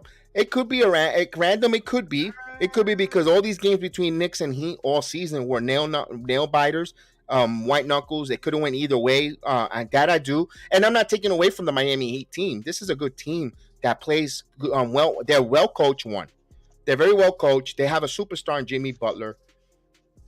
They got a star or ascending star or borderline star in Adebayo. You could whichever way, whatever day of the week he wakes up on, whatever side of the bread he wakes up on. Adebayo could be the all star or superstar or just a really good player. It all depends on the matchup. And then you got some other good pieces around there that the Pat Riley situation that puts good players in right places, finds those players that will do the dirty work around them, like a Strutz, like a Vincent. Undrafted players that we've seen it ourselves, knowing the rally system. He'll put players there, and when you have good coaching that puts them in a system to get the best out of it, that's where the Miami Heat are. There is a body of work with the Miami Heat there, but man, oof. Yeah. Also, I don't think it's that. I don't think it's that they're too much for us. I think we match up pretty well. This is what a good matchup looks like in a 7-game series.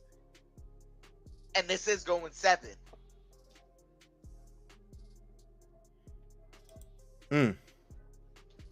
We press on. Yeah, you know what?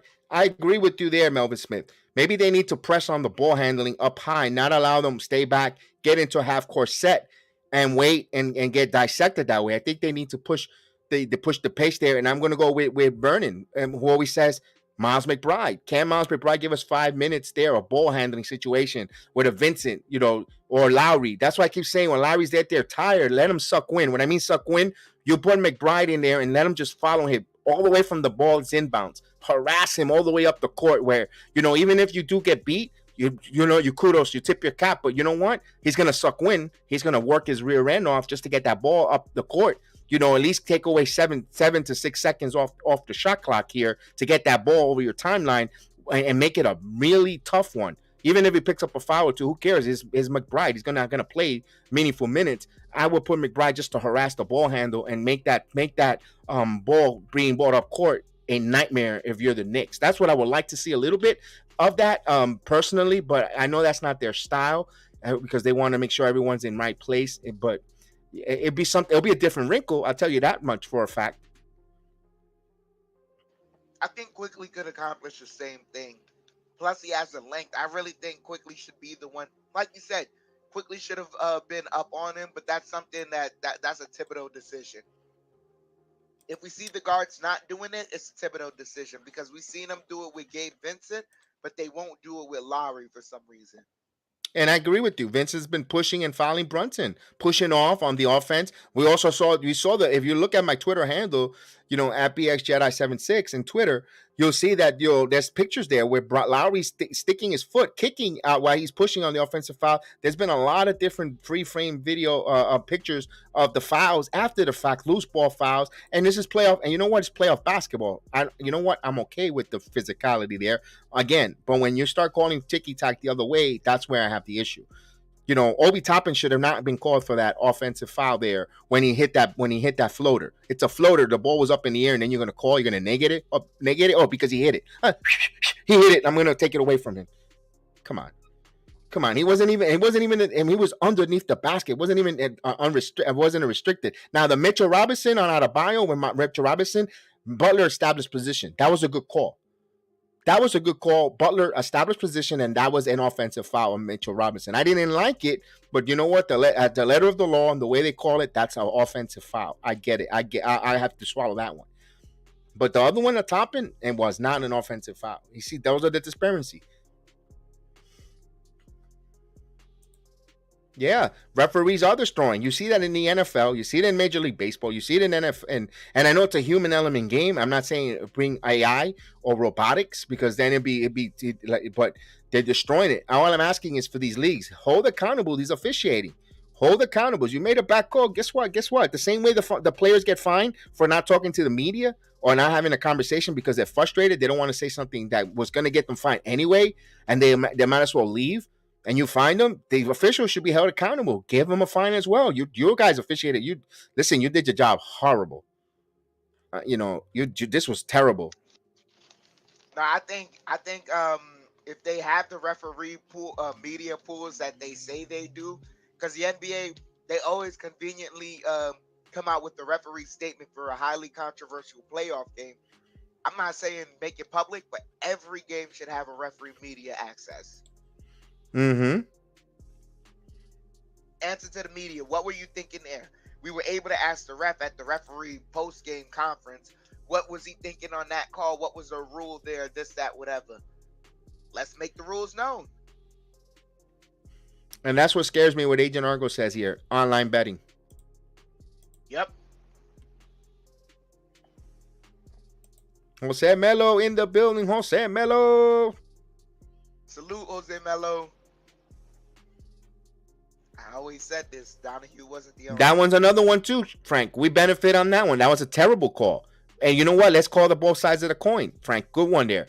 That was a 24-second shot clock violation that should not have been called. The ball grazed the rim, and you know what?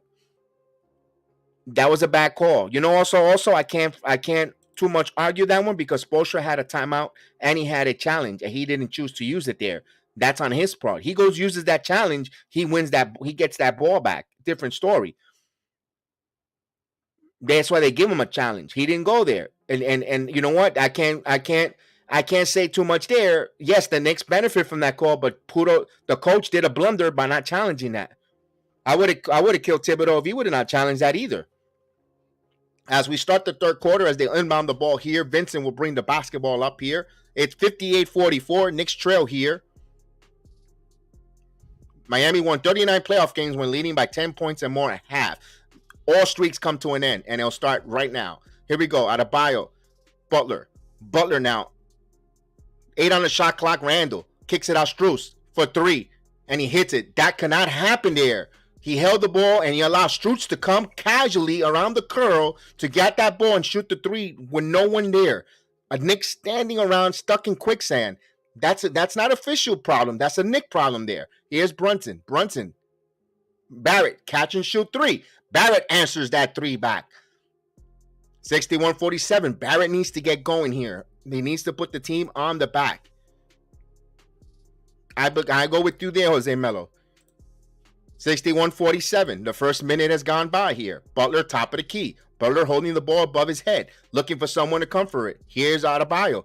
Adebayo at three-point line with Mitchell Robinson. Robinson will hold back here. Adebayo now picks up his dribble, stops, gives it to Strus. 4 on the shot clock. Strus catch and shoot 3, and he fires, misses, rebound, comes up with Randall, and he hands it to Barrett. Barrett driving. Barrett Euro step. Barrett goes up. R.J. Barrett. We get finally a whistle. Chance for a 3-point play. R.J. Barrett going to go to the line. 61-49. So Barrett with 5 quick points, looking to add 1 more in the free throw line. And that's what we've been saying. Drive. Put your seatbelt on and drive the damn truck to the basket. Barrett, he completes the 3-point play. It is an 11-point Miami lead. It's the opening minute and a half here of the second half. Here's Vincent. Vincent now. There's a high trap up top. Vincent keeps his dribble, kicks it out to Adebayo. He gets it back. Vincent now snake dribble underneath the basket. He turns around over Mitchell Robinson, and that's full short. Rebound by Randall. Knicks want to push here. Randall gives it to Hart. Hart to Brunson. Brunson thought about the three. He drives baseline. He spins back out to Hart, back up to Randall for top of the key for three. And that's in and out. Misses. Love with the long pass into Adebayo. Adebayo now. Good job, the Knicks getting back in transition. Here's Butler. Here's Butler going around. Butler driving baseline, going strong. Reversal, misses, and they bail him out with a late whistle as Butler starts crying and looks at the official, and the official decides to call that foul. This is again. And that's the right call, but I didn't like the fact that Butler has to look at the official, and then the official reacts. I didn't like that. He should be calling that. There was contact, yes, but not look at the official and then get the whistle. Terrible.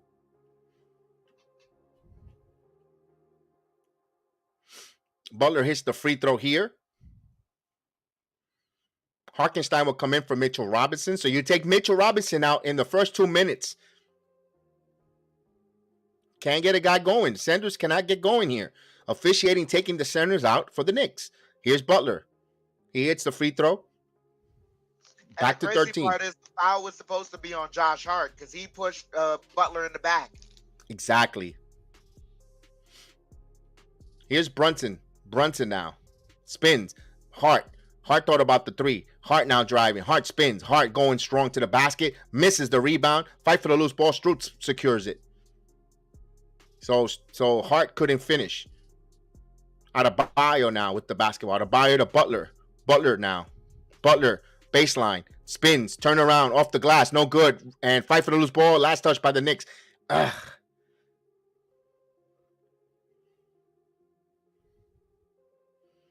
8 on the shot clock underneath the basket.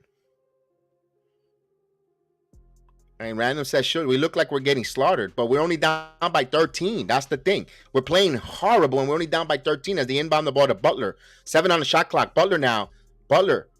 3. Butler putting a move. Puts up and double team, but Adebayo has the basketball. He comes up with it. Adebayo got away with a push, but no call there.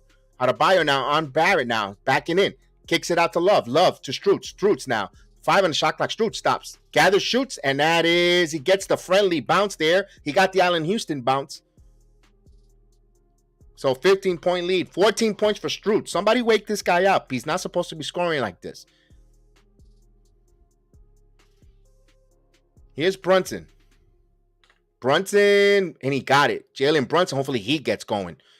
We need him to get percolating here. 65-52.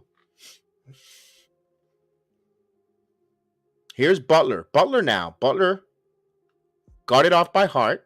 Butler now reverses, drives, going strong against Hartenstein. Hartenstein, good defense there. And he gets to the Hart. Here's Randall. Randall on Love. Randall now driving in. Randall goes up strong and he misses. Fight for the rebound. Hart and Love had it and misses. Hartenstein comes up with it. They'll reset it. Here's Barrett for 3. And he misses. Fight for the loose ball. Adebayo comes up with it. Adebayo sends it ahead to Butler. Butler now. Strutz for 3.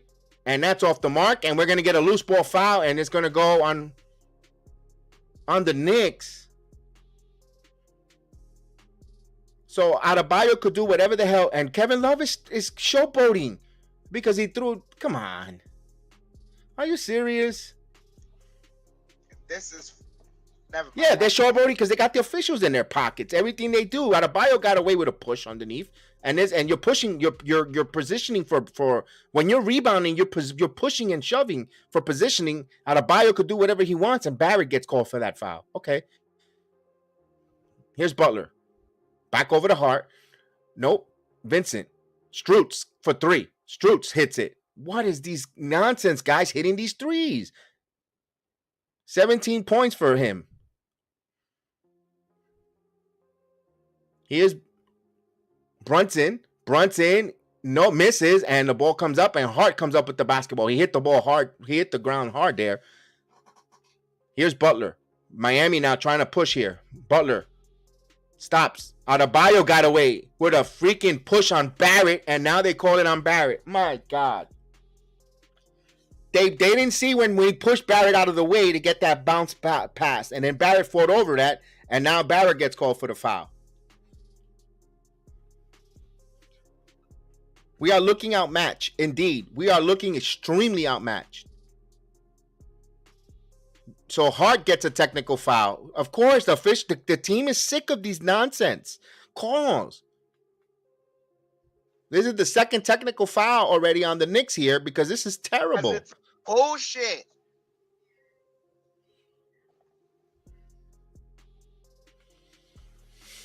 Ugh. And Butler hits the technical foul, 69-52. 8 on 5. We've been saying it all game. And they show Adebayo pushing Barrett, and that's why Hart is protesting. Butler is pushing Barrett out of the way, and Barrett just came back into the play and called for the ticky-tack foul. Or it was a foul, but Barrett was fouled first. Adebayo will go to the line here. Don't go by that ancient Hubie Brown. He should be somewhere, no offense, he should be somewhere enjoying his golden ages, not on broadcast. He's totally lost sometimes. He hits the first free throw here, 70-52.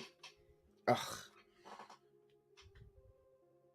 It's not too much discipline, Frank. I think it's frustration.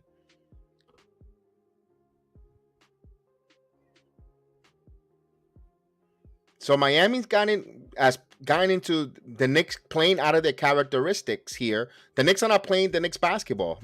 Kudos to Miami getting the Knicks out of their the way they play basketball, regardless of the officiating or not. But Miami's done with their job there. Here's Barrett. Barrett, back off. Here's Hart, misses, rebound and we're gonna call a loose ball foul here on Miami. So Adebayo got away with a push. I guess they saw that there. Let's bring Russ in. Let's bring Russ. Maybe we get turned around some luck here. What's up, Russell? Fellas, we need to bring in the good vibes. Yes, indeed. I'm not that worried, though. Here's Barrett. Barrett stops. Barrett turns around. Stops. Jumper. And in front of the rim, Hartenstein had a hand on it. And he lost it. And their last touch by, and it'll be Miami ball. 7:01 here, 71-52. Hopefully Russell could bring some luck here and change it a little bit here. I got you guys. There we go. Adebayo. We got a whistle. What's up, Chef? I think he didn't hear you. Oh, it's okay. Chef. Maybe it's Mike. Yeah. What up, Chef? I know a job when I see one. Don't be so down. As long as we get it. I know a job when I see one. And the refs are jobbing us right now. You can't blame this whole entire lead on the refs. If we get down to like 12 points before the fourth quarter starts, I'm going to be confident. We just can't go into the fourth quarter being down like 18, 20 points. And I understand that, but how can you do that when our both teams' games is predicated on physicality, but you can clearly see one team is getting away with more physicality than the other. I could see it. It's like we're both boxers that, don't have much arm range. We got to go inside, but guess what?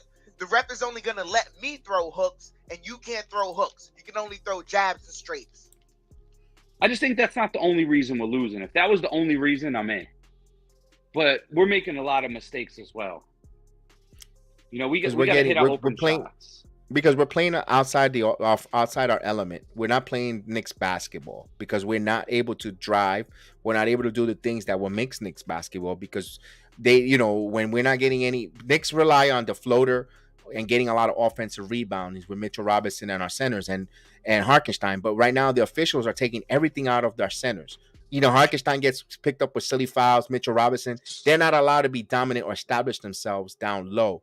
And I think that takes a lot away from what the Knicks do. What they do really well is, they shoot, and if our centers are there for us offensive rebounds and becoming a problem. And I think that's a big problem. And the way they clog in the paint, they're not getting quickly allowed to go with the floaters along with Barrett as well as Hart. That's another thing that they took away from the Knicks here. And the Knicks are getting away from their element, what made them successful all regular season. I got to give kudos to the Miami Heat, though. because they're using that and it's causing the officials to step in and making those calls and make it feel like it's a egregious or frustrating game that we're watching. And also shooting 3 of 17 from 3-point land, not good. Exactly. When you're shooting 3 of 17 from 3 in the modern NBA, you have no chance. And I'm not putting it all on the refs, man. Miami Heat are selling it. You know what I mean? Like, they play physical as well, and it's just not going that way. But if we hit a few more threes, we're in this game, man. We're 3 for 17 is unacceptable in today's NBA. We're a runner. We're a nice run, a nice like a 14-3 run, and we're right back here. And I think that's it. I think the Knicks are in it. I think there's a couple runs here for the Knicks here. Remember, they closed out game 2 on a run. Dude, all 3 of us are here. The trio is here. Yes, we got good vibes. We're here. We're gonna go on a nice little run. Maybe we can cut it to single digits, maybe 10 points before the fourth quarter. We'll be all right. I still have faith. Let's go. Let's do that. Let's go. I got the rally towel going. Let's do this. Let's go. I got my 1990s Patrick Ewing champion jersey on. You know, I had to bust the old school out. Ewing. You know, I haven't got the wife here. I made her be quiet because we're watching the Knicks. Oh man, I like that. Salute to the Wife of Crime podcast in the building. Salute. As they'll love will inbound the ball here. Russ is too much. Here's Adebayo bounce pass here to Butler. Butler out of control, and that's a turnover. Knicks. Here's a good start. Let's go. Here's the start. The trio is here. So halfway, I told you. 6:50 here. So we're almost not even halfway point through the quarter. So Knicks could get into this. Let's go. Here's Brunson. Bounce pass here to Randall, but that's stolen by Strus. So here's a turnover. Strus in the right place. Read that bounce pass there. Telegraphed. Here's Love. Love now. Kicks it out of Adebayo. Adebayo going up strong. Adebayo with the bucket. Good hands by Adebayo. Back now. 73-21. It's a 21-point lead here. 12-2 run for the Miami Heat. Knicks got to go on a run here. Kick Randall. Back over to Brunson. Brunson, top of the key. Brunson shoots the 3, and that's off the mark. Now, ball back in play. Hart had the ball, and we're going to get a loose ball foul. They are Knicks with only 4 points in the quarter. Jose Melo's telling us they need to get better.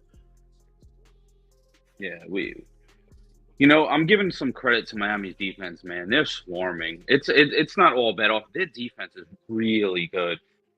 I agree with you on that. They're swarming. Here's Brunson. Brunson now. Hart for 3. And that's good. Much needed 3 ball by Josh Hart. So that's the 4th 3 of the game for the Knicks here. Only the 4th one they made.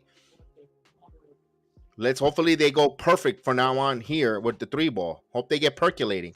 Here's Vincent. Vincent behind the back. Loses the basketball, but he gets it right to Love. Strutz for 3. And that's no good. Hart with the rebound. Hart now. Long in the baseline. Passes it here to Barrett. Barrett top of the key. Barrett stops to Hart. Hart thought about the 3, but Hart will reset. Harkenstein now. Harkenstein back to Hart. Hart now is going to rise for 3. And that's off the mark. Rebound. And Adebayo and Love. But Adebayo comes up with the basketball. Adebayo now kicks it out. And now, wow, pass here. Butler now. Save there. Butler. Bounce past Adebayo. There should have been a 3-second violation, but no call. But rebound by Harkenstein.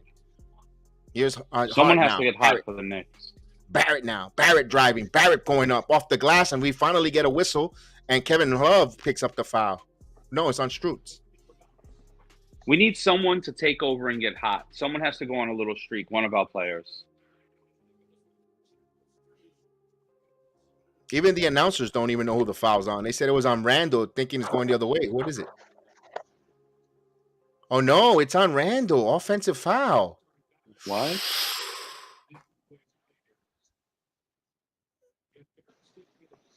What? Now, Randall hasn't given us nothing there. Where is that foul? Oh, he pushed off on Butler. So, meanwhile, Randall gets called for that kind of push, but they don't see when Strutz is elbowing and doing all this. All right. They got these freaking dudes that I have no clue who they are just killing us. Strus and it's just 3 random dudes off the street killing us. Butler will go to the line here. They hit the free throw, 74-55. Randall's complaining. And the thing is, this coach is not going to put Toppin in. I think they play a little dynamic differently with Top in there, but I know they need Randall. Everyone, you can't see. Everyone thinks they win one game, and people on Twitter goes crazy. Everyone thinks they don't need Randall to win this. You see, they must be crazy. Randall, here you go. Here's your sample. Randall's done crap. 75-55. They're down by 20. Randall's at his best when he's not complaining to the refs and making fast decisions. We need. Here's Barrett. Barrett for 3. Misses in front. If he's shooting, if you're depending on Barrett to get you, shoot you back on 3, you're in trouble. Barrett has been missed the playoff here so far, but not with the 3 ball. And they're gonna say an offensive whistle on Kevin Love. Finally, Brunson had to get knocked on the floor and pretty much almost attempted murder for them to call a call. Maybe the wife of crime could break that down on a murder that was called on the NBA, wasn't called on the NBA floor. And we might Russell have to do a whole game. episode on this freaking crime. Here's Brunson. RJ for 3. Wow, he hits this one. They need that one. Knicks, wow, 13 points, but Knicks still trail here by 17. Knicks got to cut this here single digits if they can before fourth quarter. Butler now calling a play. Isolation on Hart. Kicks it back out. Back to Hart. Now Hart spins, turns around, stops, turn around jumper, and there's a foul call, a late whistle. Again, you can't play 5 on 8.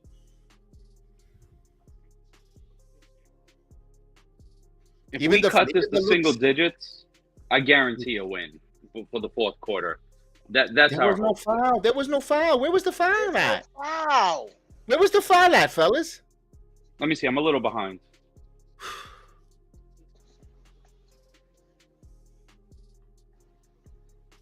I think Brunson has bad breath.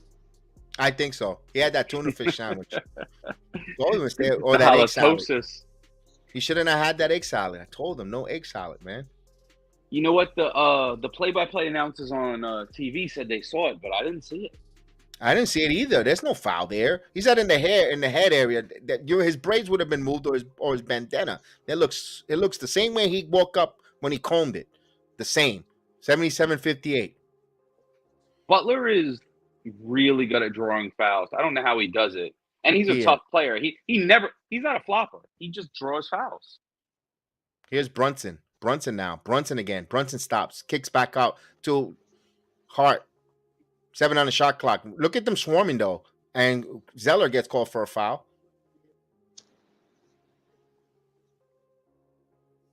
Brunson had a gas. That's what Jose Melo said. All right. He should have had it. I told him not to eat those. I told him not to eat those damn White Castles. Butler's hobbling here. But he's probably faking it, too. He's still hobbling, but he's probably faking. I don't know. Butler isn't a faker, man. This dude is tough as nails, though. This is the one dude I'd never doubt. 77-59. He still looks like he's gingering. He's favoring his foot a little there. Ooh, yeah. No. I see where it... Ooh. Oh, yeah. Okay. He turned it again. Yeah. He turned it again. Someone needs to hire Ric Flair and put him on a figure 4 leg lock and finish him. Yep. Finish it. Or Gilbert Burns. Oh, yeah. I just saw it. I'm so behind. As they hit the free throw here. It's sensitive now. He can't take a lot anymore. No. 17-point deficit for the Knicks. Under 4 minutes. Here's Lowry. Lowry gets the screen. Lowry behind the back. This is the guy I will attack badly. Lowry and Zeller gets a moving screen. It's about time you idiots see a moving screen. My goodness.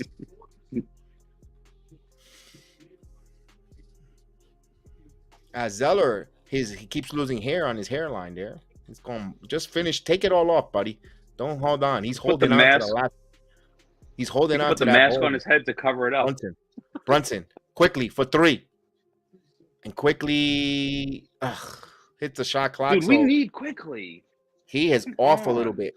He's hit a couple, but he's not his Emmanuel Quickley self. We need Emmanuel Quickley to be himself here. Big disappointment in this postseason so far, but you know how it is. One shot could redeem you. Butler's just becoming a corner boy. He doesn't want to shoot. He's very hesitant to shoot. It's in his head. Here's Martin. Bounce pass here to Butler. Butler has a lot of limitation there. You don't need to double. He has a bad ankle. Here's Zeller with the free screen. Here's Butler, kicks it out. Here's Vincent. Vincent kicks it out to Lowry. Lowry, one dribble, puts up the three, and he got it. Kyle Lowry. No way Kyle Lowry should be that open. His fat self, someone should be with him. Boy, You got to have someone following him. Not a good shot there. Here's Brunson. Brunson stops. Randall against Zeller. He got it. Randall.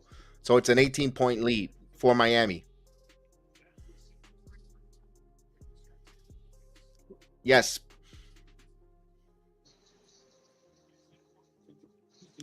Vincent drives and he scores his buckets. 20 points. I'm aggravated. Here's Brunson now. Brunson bounce past the. Here's a drive. Stops. Kicks it out to Quickly. Manuel Quickly, top of the key. Manuel Quickly driving at the circle. Quickly again. Puts up the floater and it's good. Emmanuel Quickly thought he was fouled and he's clapping. Yes, and Lowry reached in. No call there. I agree with him. Here's Lowry up on Quickly. Almost stolen by Brunson. Sticks out to Vincent. Vincent fakes the three. Vincent now chasing for fouls. No call. Vincent puts up a shot and there should be an offensive foul. It is. And of course, Vincent being a little bit too rough there. A lot of contact there. Call goes Knicks' way.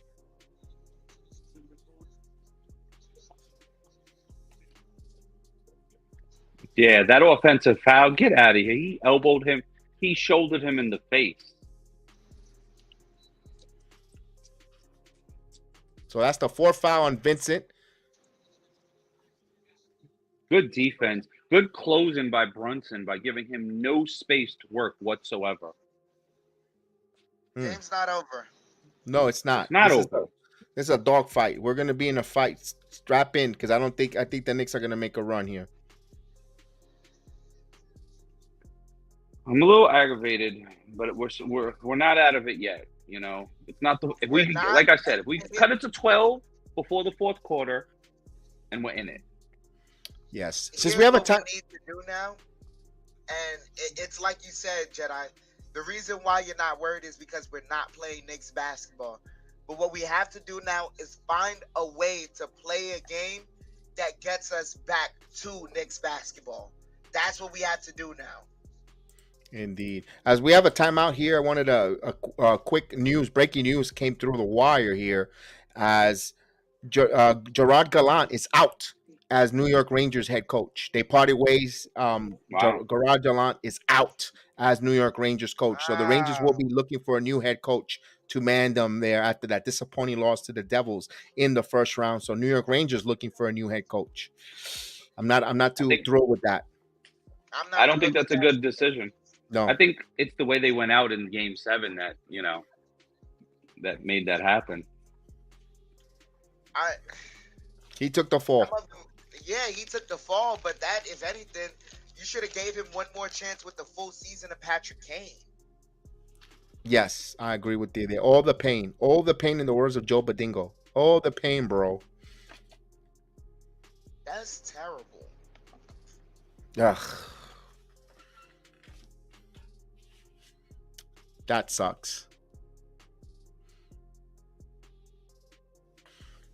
And I don't think Barry Trotz is still around. I think he's signed with a team that you would have bought a Barry Trotz in. It'll be interesting who Drury and the Rangers bring in as a head coach.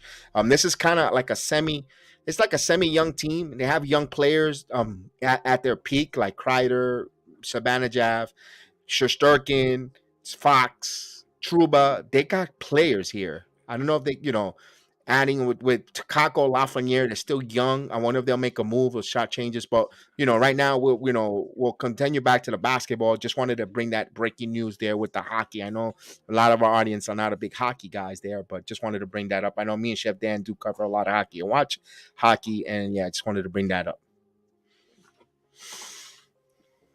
Even you, yeah, I know a little bit of hockey. You got it covered though. Good for you, man. I wish I could keep track of all that. It's who are you bringing in? That's the problem. Oh my god. Oh, Spoelstra has challenged the call, so he's using his challenge here. Be careful there. So they're going to waste it now. They're challenging that Brunson initiated that by playing on top there. Didn't give him space for the shooter to rise. Bullshit. He was on him. Why am I supposed to allow you to shoot?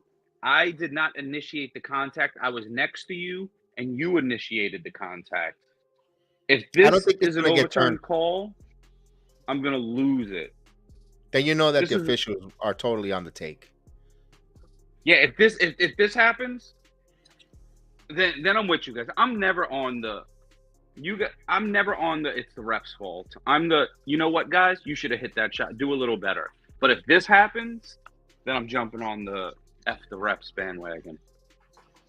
Let's see. We got a challenge here and the third quarter too. With 2 minutes left in the third quarter. It's a pretty big one here because now Miami's out of challenges here. So it's an important one because the Knicks are trying to make a dent here. You know, I know they're down by 18 still, but if they get this call over, you know, not overturned, stay example, and they go on a minor run, cut it down maybe to 10, single double digits, right under double digits, 10 points, 12, and go into the fourth quarter. It is successful. It is successful. It is successful. What? Miami wins the challenge. I turned the volume on.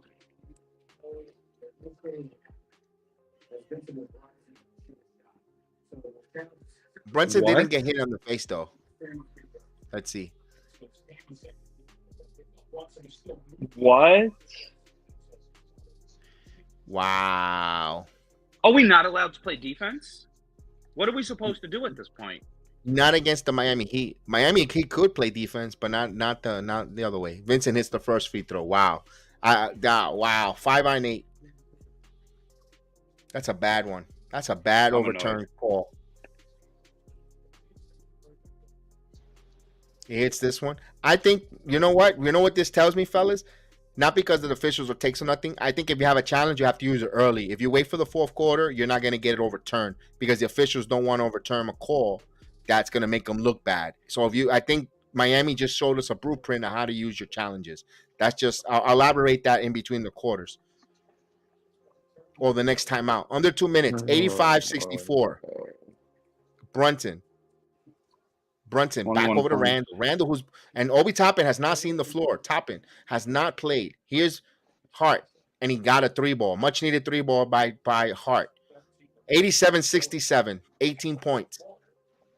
A minute and a half here. He never hit the face. You're right, Frank. He never hit the face there. Maybe that's what they saw. A little bit of embellishment there by and here's Zeller. Good defense there. Picked up and loose ball right into the hands of Butler. Back over to Martin. Martin kicks it back out. Stolen by Quickly. Here comes the Knicks in transition. Manuel Quickly now. Quickly double team here. But he gives it to Hartenstein. Kicks it out of Hart. Hart open for 3. And that's in and out. Rebound by Zeller. That almost went down. That would have been a big 3 on transition if they would have hit this one. Here's Lowry. Lowry, play on top of Lowry. Don't let him come. And we're going to get a lot of entanglements there. And whistle.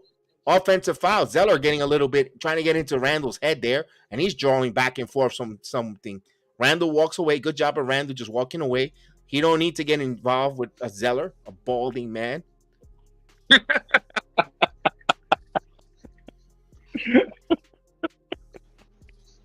You're a fool. Here comes Brunson. Brunson, step back. And he hits the 3, and that's off the mark. Rebound by Caleb Martin. Here's Lowry to Butler. I got to make some kind of funny here. Here's Butler. Butler turns around, kicks up. He shoots it, leans in, and Butler hits with a long, tough one. That was a tough one. Now it's a 20-point lead. 30 seconds left here. Boy, the Knicks are getting bamboozled here. But there's still a whole 12 minutes left. Randall, again, got fouled, and he'll go to the line. Zeller knocks him down, and he gets up. And, of course, Zeller keeps talking. He's not going to listen to a balding man. He walks away. Freaking bald eagle over here. Randall should just go like this to his hair. I got a nice set of hair here. He should rub the top of his head. Yeah. Butler with a tough shot there. And that should have been a 3-point play there. Quickly, but Butler initiated contact. I got to say, the officials let that one play. I mean, of course, but it's a 20-point damage done already. And I agree. Randall hit the first one, makes it a 19-point game. We're So Thibodeau is going back to his stubborn ways. This is what showed game 3. The coach has reverted back to his stubborn ways, back to his leopard ways here, where we thought we had a difference in a head coach here, being outcoached by Spoelstra so far here. And the ball, and good job there. Grimes come up with that loose miss rebound. Here's the 3-ball for Quickly. Quickly misses the front of the rim. Quickly gets his own rebound. Quickly with the floater. Quickly hits it. And Gabe Vincent holding his knee. And we got a lot of contact. The ball, man, couldn't take it no more. Swing! I want fights now. Oh, Zeller pushing Randall. Get up, Randall. Get up, Randall. Got some hair envy. He's like, come on. Zeller a little bit hot under the collar. Zeller hot under the collar, and look at this. Randall coming off the court, not getting involved, and Miami losing their temper there. Butler danced a little bit. Don't push. Don't wake the sleeping bear, fellas. This is probably what the Knicks need here. Respect to Randall for keeping his spooks. He's normally a hothead. And now, I would love for him to smack Zeller on the top of his bald spot, but we need him.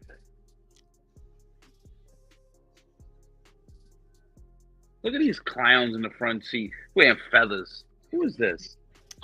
That's Miami, man. That's Miami, itch. They got a girl out there looking like a pelican on the front row. And look, they double team Randall and they pushed him down here. Randall goes down laughing, and with the call, and Zeller, he goes, you know what? He goes, man. And Randall's like, come on. That's all you got? That's what he said. That's all you got? You think you're tough? I'm tough. Yeah, you're pretty tough enough. All right. He did a Steven Seagal there from Out for Justice. You know what? I love that Randall loves the contact. We need that because Randall initiates contact, but also bring it on. I ain't afraid of none of this. Bring it. Randall is calm, cool, collected. He's like, come on. I love it. Come on. I love how Randall's handling this. He's not crying to the refs. If Randall was crying to the refs, I'd be completely against this. Even Alex Rodriguez is getting in the action. Alex Rodriguez better be careful because I might throw a left punch right in his face there. Wait, where is he? He's somewhere there being a clown. Too bad I'm not there to throw a left punch. Dude, I wanted to go to the game so bad. I'm off too. And just tell him this is for getting Mike Francesa off the Yes Network and giving us Michael K on. You know, I used to love Mike Francesa when he was with the Mad Dog. Once he lost the Mad Dog, someone had to regulate him a little bit. Okay. Someone had to be like, "You're wrong, dummy." That's why you're a clown. Goodbye. I love when they would troll Mike Francesa and he didn't realize he was being trolled. Like the calls would call him. True story? He thought that Daredevil was a true story. They were talking about Daredevil about there's a superhero in Hell's Kitchen who fights crime. True story? He just out of touch, you know? Like he has no social media. He probably still has a flip phone. Offset technical fouls by Harkenstein and Zeller. Are you serious? 3 technical fouls, so the Knicks end up with 1 free throw out of this. Okay, Zeller and Martin and Harkenstein.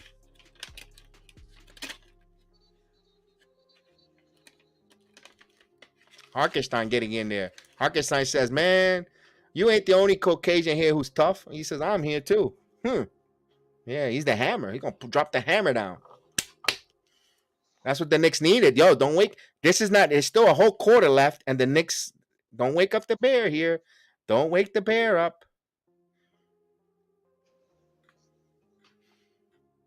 Maybe this is what we need here. A little feistiness, a little spiciness as Julius Randle will go to the line here for a free throw with 14.7 seconds. Randle. He misses the free throw. You know everyone's going to say, steal our line. Come on, Julius. You got to make them punish them there. You got to hit that, man.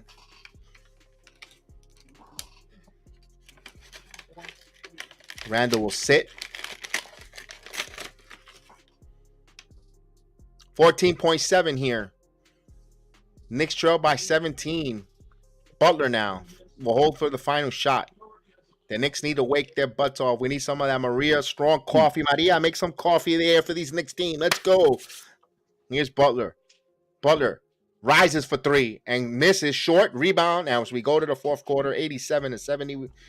Before we get the fourth quarter rolling, we got to play that. We have to play the graphics for some good luck here. Let's go fourth quarter action. Let's go Knicks.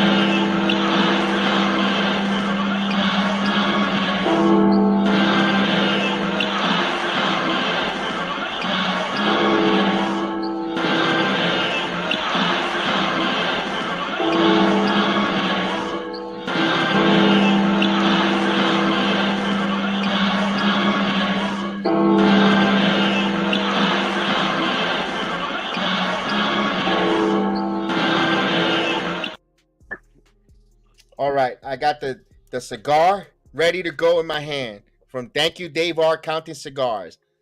We're down by 17. I never do this. This is going to be the celebratory cigar for the Knicks win today. We're down by 17. I'm calling a Knicks victory right now. Dude. Matter of fact, I'm going to cut it. I'm going to cut it, and I'm going to get it ready. Look at that. Thank You Dave R Counting Cigars. Came out of the humidor. Ah, it smells good. Because we're in Miami, and guess what? When you're in Miami, you have a cigar. You have a cigar, and you have a little bit of scotch, and you say "Salud." Let's go. Let's fellas. We got a little bit physical. They got a little spicy, and you know what? We're New Yorkers, and you know what New Yorkers like? They like that spicy. That come on, let's go. Come on.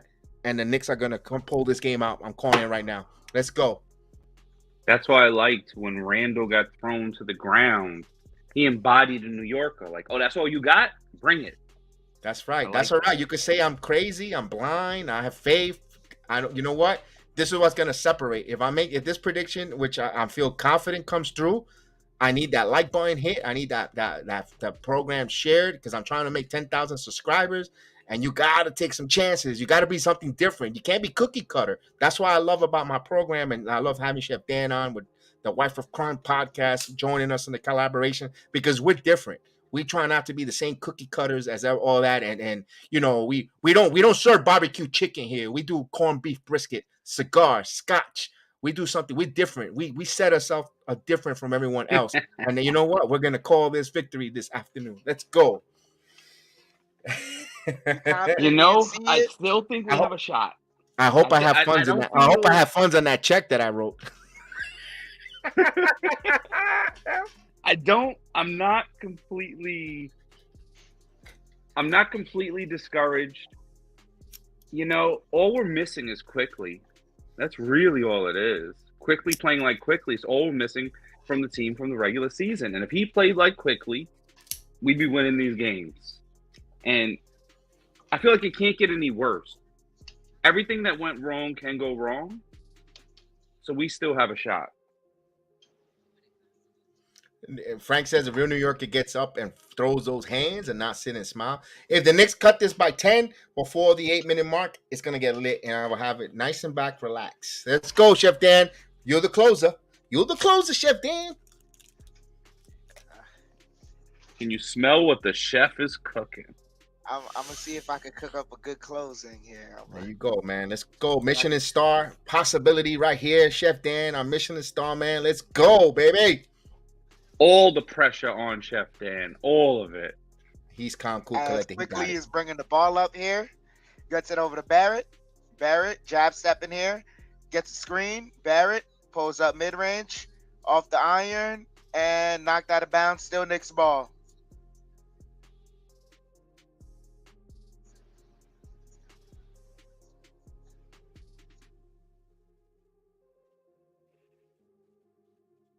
And then they changed the call to Miami Heat's ball.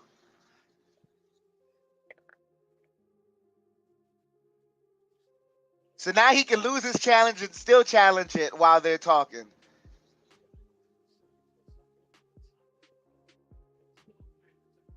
As Martin has the ball, gets it over to Lowry. Lowry dribbling, gets it over to Adebayo, pulls up mid-range, off the mark. Tip won't go. And Hartenstein's able to save it. and they say he's out of bounds. Yeah, he was out of bounds.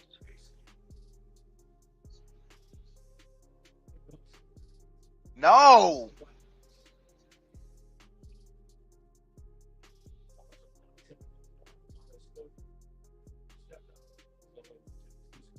Lowry has the ball on the inbounds.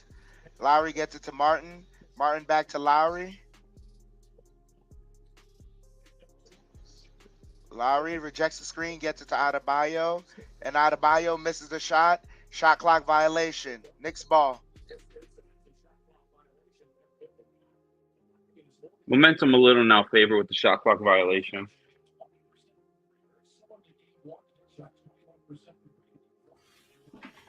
So, quickly, bringing the ball up here. Hartenstein to Toppin, back to Barrett.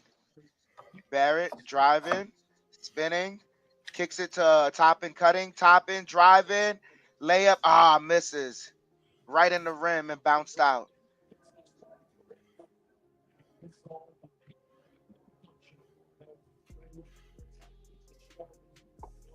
And Robinson with the ball. Robinson over to Lowry. Lowry pulls up mid-range, off the mark. Highsmith there, all alone, and was able to get it. Someone was not paying attention. As quickly drives, kicks it, and they say Toppin stepped out of bounds.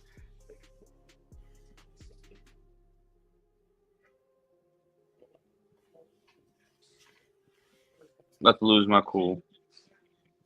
Oh, come on, fellas. Don't make my prediction go wrong. Let's go, fellas. Let's get back So, to single Lowry digit. driving, layup, gets it. It's over. I'm calling Nah. it now. Now it's over. Hartenstein What you saw? There's a pill for that. gets it to a cutting Grimes, and Grimes layup goes. Lowry making a dribble move, almost loses it, dives on the floor, gets it to, and Martin loses it out of bounds. The Knicks ball.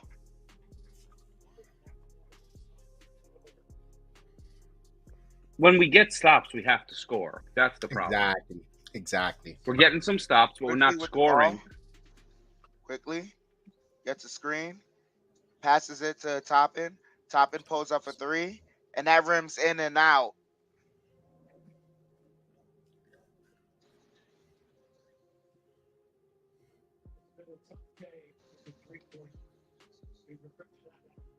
So Lowry gets it over to Adebayo in the post against Hartenstein, driving baseline, spins. Come on, defense. Nice double team by Grimes. And Barrett almost comes up with the ball. Hartenstein knocks it away, and Lowry knocked it away. It is still Knicks ball. Plenty of time. Plenty of time here. 9 minutes left here. Barrett gets it over to Hartenstein. Hartenstein drive, and he gets fouled by Adebayo. Here you go.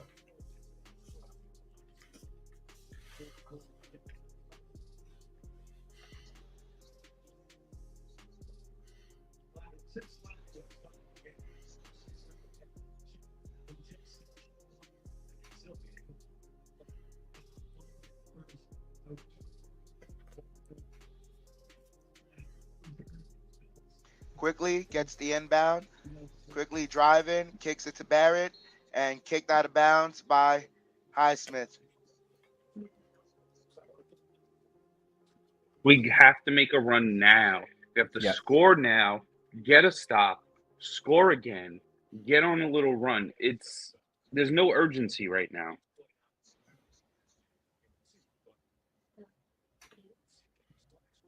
Yeah. Are they tired? Are they discouraged? What's going on? Frustrated.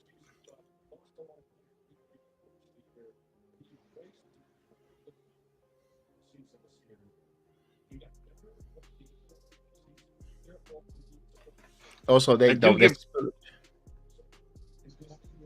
Russ. No, I was saying I do give credit to the Miami defense, though.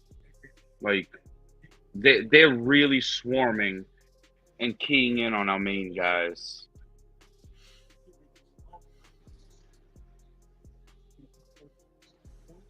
Barrett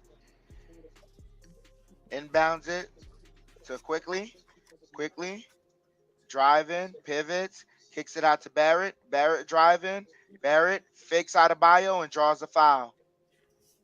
Now, Adebayo's been playing a lot of minutes here. If the Knicks go on a run like we've been calling, it'll be interesting to see if they close out with Zeller or a tired Adebayo. So I know it's a lot. It's a big disparity right now, but at 8:47, a lot could happen. I know the Knicks haven't given us anything exciting with the three ball, but boy, with the modern day basketball, this league could be evaporated. It's true. It's You the know, first free sometimes throw. the threes are contagious. You can hit them in bunches. Mm-hmm. But you got to get one. Give me one to get started. Someone get hot. And misses the second one. Heat bringing the ball up.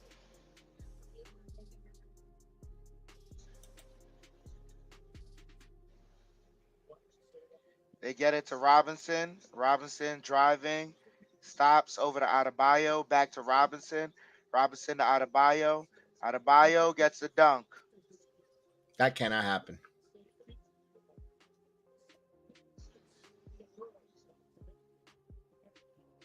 Quickly working the dribble. Gets it to Hartenstein. Back to him. Back to Hartenstein. Hartenstein. And pass blocked. They get it to quickly. Open for three. And off the mark.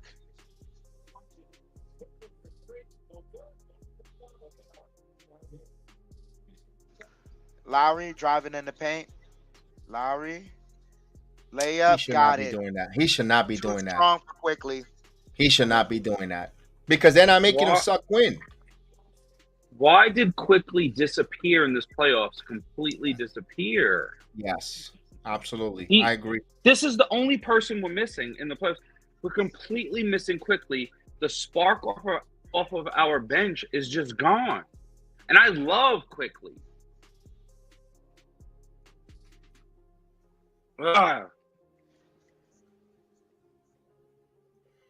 This is stupid. Spoelstra is out coaching Thibodeau here, and Thibodeau got back. A little adversity, and Thibodeau went back to his own shell with the substitution pattern again in that third quarter. He left Randall the whole third quarter there, not switching. He started off well with the Cavalier series, switching early. I know Randall was coming back from an injury and bringing in, subbing him and making some early subs. But now, as the series and the playoff extends, back to limiting and playing the guys too many and shorting his rotation, where you should go 9 deep and trust the players. Trust what got you. Don't change what got you here. And I think Thibodeau, rightfully so, with when Miami made Thibodeau get back to his shell and back to coaching the way his stubbornness, and hopefully it doesn't hurt the Knicks here. I know maybe this game, but hopefully for the series, Thibodeau's got to go back and get a little bit out of his comfort zone, because in his comfort zone, it hasn't worked. He hasn't gone past the second round. We know the story, the script with him, and it's not working. He's got to change something, a little bit of his script, a little bit out of his comfort zone. And I don't know if going to game 4. I'm not saying game 3 is over. You're down by 20, and it's still half a quarter left here. But like you said, Knicks are not getting any stops, and they're missing. They're missing quickly. Quickly would have hit that, would have been a 17 or 16 point game here with 8 minutes, and now you're putting, you're deep. You still got to defend, but man, that would have been a big spark or momentum swing. Those momentum swing plays, the Knicks haven't been hitting it. I think that the Heat are beating us at our own game. Exactly. They're playing physical. They're playing defense. They're hitting timely shots. They're drawing fouls. They're just beating us at our own game. And the this is who we are. They said, no, we're the Miami Heat of the 90s. You guys ain't shit. This is terrible. And coach is not changing that. How could you change it? Well, maybe get some guys with that. You're not calling any cuts. We need to backdoor cuts, move the basketball. Remember how when we were in that 9-game winning streak where we were playing?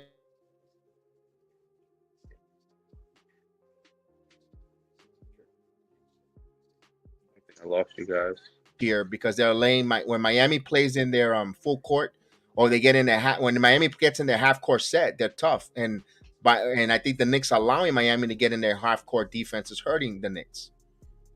The way the Knicks are playing, I started looking at the Kentucky Derby, and there's a horse named King Russell. Go bet on King Russell. Also Vader, right? Isn't there a Vader tonight? Vader? Is there a Vader? I think there is. I'm looking right now. I'm betting on King Russell, obviously. What's the odds? The worst. The worst odds? What's the odds on Vader? Vader, let me see. Where's Vader? I was gonna do a Kentucky Derby video. I do know a little bit of the racing that I like on that.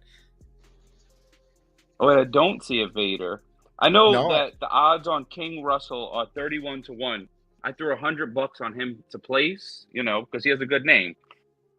But, let me see. Good luck on that one. Go ahead, Jesse, Brunson has the ball. Brunson driving. Brunson layup off the glass, and they call loose ball foul on Miami. Or late. The game is like a little bit lopsided. They're gonna start calling these kind of things.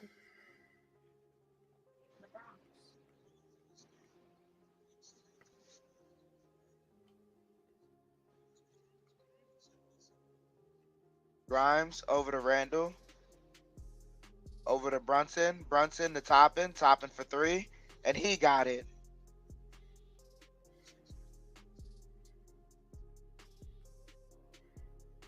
$76-95. Zadabayo has the ball. They call a foul on the Knicks.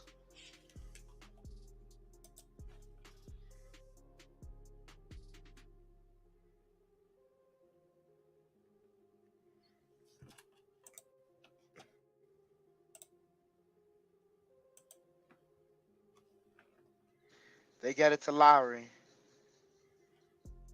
Lowry to Robinson. Robinson off the mark on the 3. Toppin gets the ball. As they get it to Brunson. Brunson working a dribble. Brunson over to Toppin. Toppin back to Brunson. They get it over to Grimes. Grimes drives baseline over to Toppin. Toppin to Quickly. Quickly takes a floater off the glass. Fighting for the rebound. Toppin gets it. Toppin. And Brunson didn't move.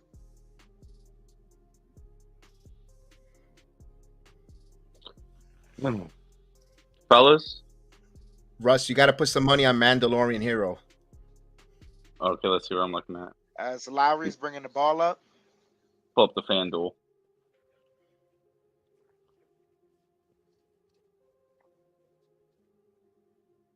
Zadabayo has the ball. Driving. And almost stolen away. Driving at 2-1. Martin throws it up off the glass. Excuse me, off the thing. No good. And Knicks ball. And Quickly's down. He's done for the playoff.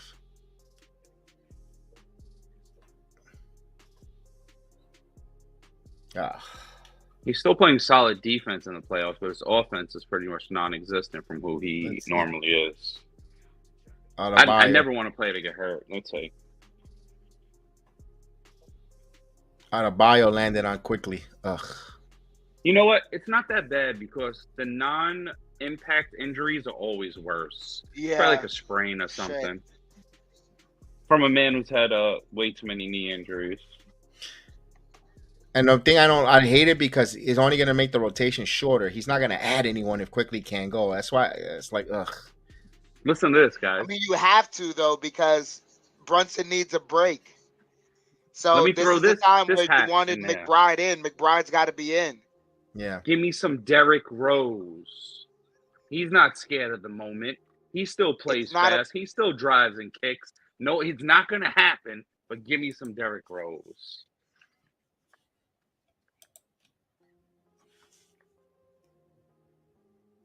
I don't know, man. I'd rather have McBride over Rose right now because of his defense and his youth. And remember, you want to build with.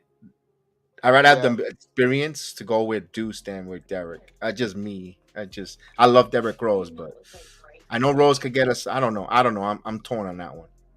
Rose will get us on a run. I know McBride is a pest, and I love when players can. I love guys who press you full court. And you can't get the ball across the half-court line without getting by me. But we need a spark. Yeah, we do. Deuce McBride isn't bringing us the offensive spark. We're already grinding it out defensively. This is already a low-scoring game. I mean, I don't think we need an offensive spark. I think we need a defensive spark because a lot of buckets are coming easy for the Heat. we need something, bro. Whatever we need, we all want the same results. I don't know what we need. I hope he can get up on his own power. If he can get up on his own power and walk off on his own power, that's a good sign. Melvin, I don't know. I don't think we need. That's too premature right now with the head coach. I don't think it's the coach right now. I don't think it's. I know we're being a little bit out coached. Some of these, Thibodeau did not know that quickly was gonna not show up in the postseason. Melvin, Yeah. we could. Yeah, it's still not. See, series not over yet till we think about that. With that, but Also, I don't think they're there yet. I'm not there also yet. the other thing too is like I also like watching quickly throughout these playoffs. I started to ask myself this question: like, are you starting to pay the dividends for playing all those minutes in the regular season? Did he play a lot of minutes though? If you're a sixth man, you're not playing. What is he playing? 25, No, 30 but he minutes. started a lot of games for us. That's true. Quickly's walking gingerly off the court with Johnny Bryant heading back, I and think we're Worldwide West. losing. Well, I'm in good shape. Worldwide West is with him going in there, so he'll give him a couple of reach arounds, and hopefully he'll feel better. Do the Mr. Miyagi treatment on him. Maybe we're losing because Caputo's watching. I think that's what it is. He's putting the hex on us. He's so negative, Nelly. So Grimes with the ball gets it over to Brunson. Brunson bringing the ball up. Brunson, defended by Adebayo, gets it over to Randall, and Randall's fouled by Martin. We need a spark. Since the damn Knicks can't do it, I'll do it. Spark it up, Kev. It's a wrap. There's no shot. I hate being that guy. I'm not that guy, but this looks bad. So Grimes gets it over to Brunson. Brunson driving in the post, kicks it out. Grimes for three, got it. I'm way behind. I got to restart my ESPN app. 79 to 95. Knicks down by 16. 5:40 left.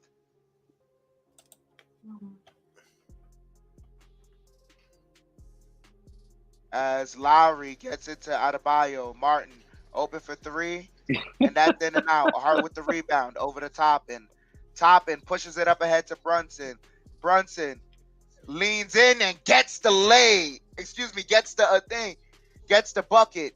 And Foster calls the timeout as it's a 14-point game. Chip Dan wants some action. Yo, you didn't see that bump? He made sure while he was down to knock him in the face. I see. It's funny. They needed a spark. The chat is even feeling discouraged, like Caputo. I'm feeling a little Caputo-ish right now, guys.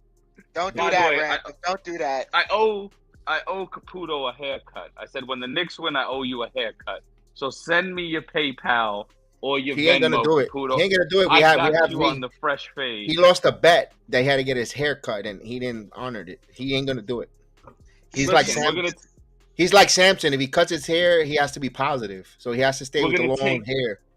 We're gonna take you from Meatloaf to GQ. Not a man of Don't worry, guys. I don't know how he's a Yankee fan with that long hair. Yankees have a He's hair not policy. a man of his word. No.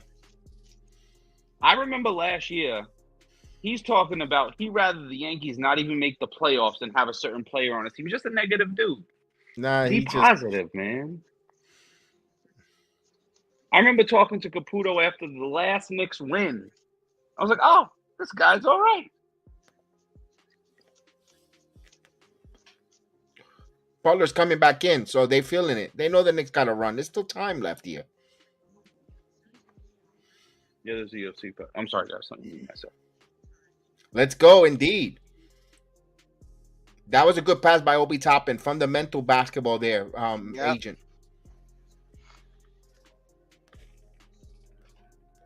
As you said, Butler's back in.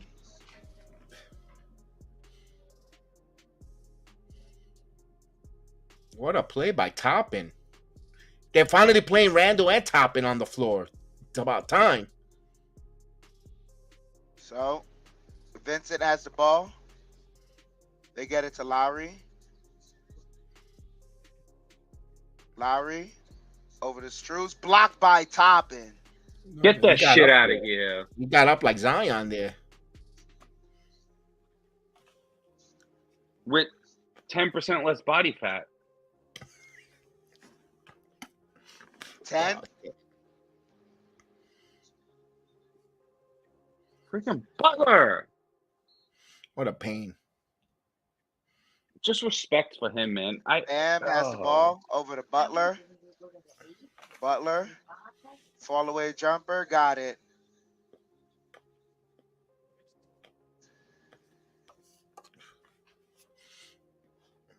And Brunson fakes it, gets it over to Randall. Randall has Adebayo on him. Randall blocked by Adebayo, but they call a foul.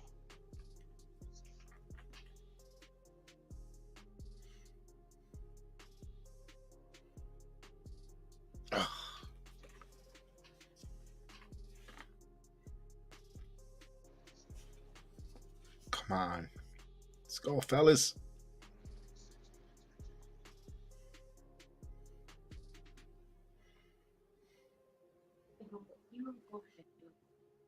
And Randall misses the first Everyone one. was stellar.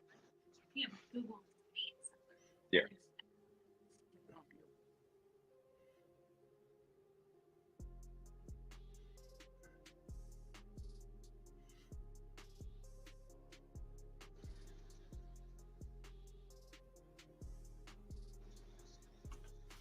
Randall hits the second one. 82-97.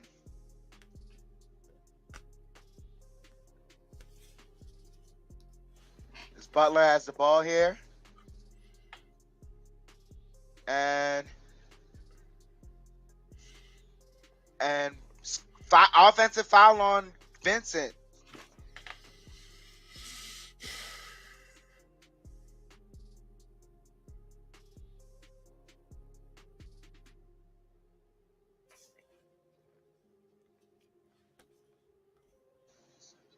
.427 left as Brunson's driving. Step through, got the lay. And timeout once again by Spoelstra. 13-point game. Still plenty of time. Plenty of time. 13-point game. Still plenty of time, fellas. Bring me back into positivity, Kev. The spirit of Caputo is taking over my body. There's still plenty of time. 13 points. Plenty of time. That's why the Knicks need a spark. I sparked up the cigar. And this is... I've seen this team done this before.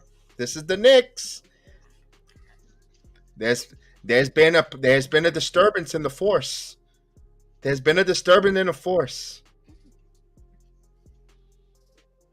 You know, maybe Obi's block sparks something. We just need an athletic play at times. We need some kind of spark. That's the disturbance in the force right there. There's a disturbance in the fourth. If you only knew the power of the Knickerbockers.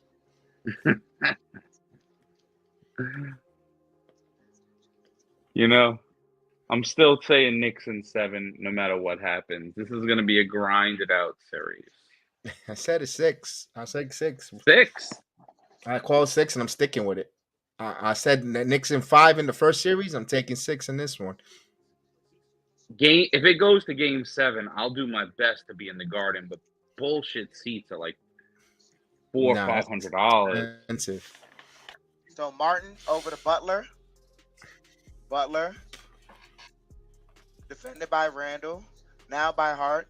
Butler driving. Fakes. Kicks it out. Adebayo. Easy dunk. Randall should have played better defense. They get it to Randall over to Brunson. Brunson. Driving. Brunson. Layup. No good. But Randall. Back up. Misses it. Stop being a foul merchant.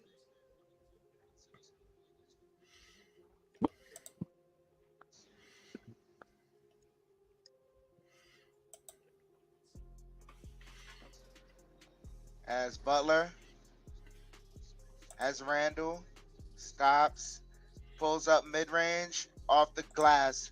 Excuse me, off the front of the rim. Hart with the rebound. Hart over to Grimes. Grimes deep three and hits the top of the scoreboard. You know what? In my mind, that was the game.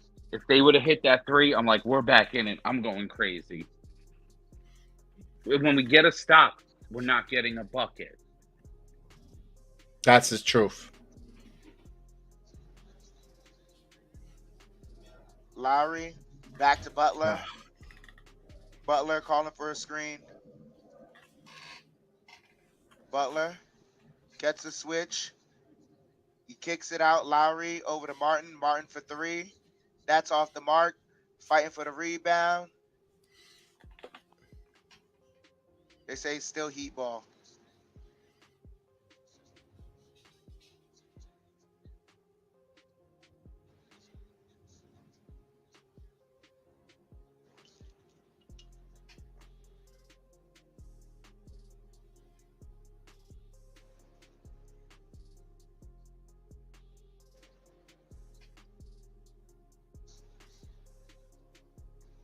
Adebayo over to Strus. Now to Butler.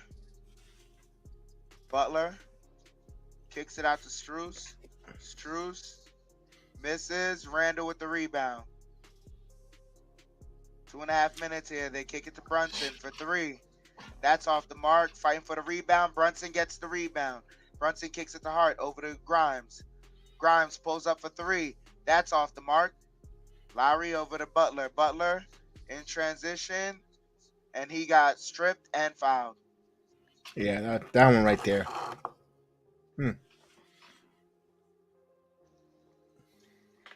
I think we could effectively say that's the game. Yeah, I think so. Unfortunately, I hate to say it. And I'm so Adebayo's into just the stepping on positivity. his foot.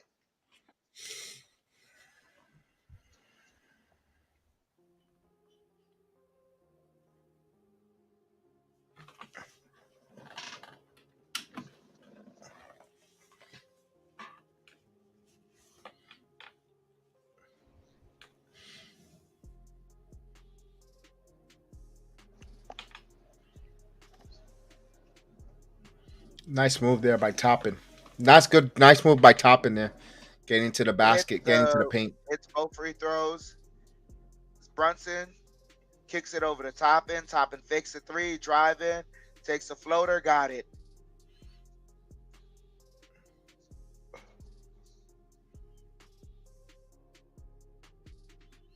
The official's still calling this tight with these ticky tacks. Yeah. Lowry has the ball. Butler is there passing it around to kill clock. And Strus gets fouled.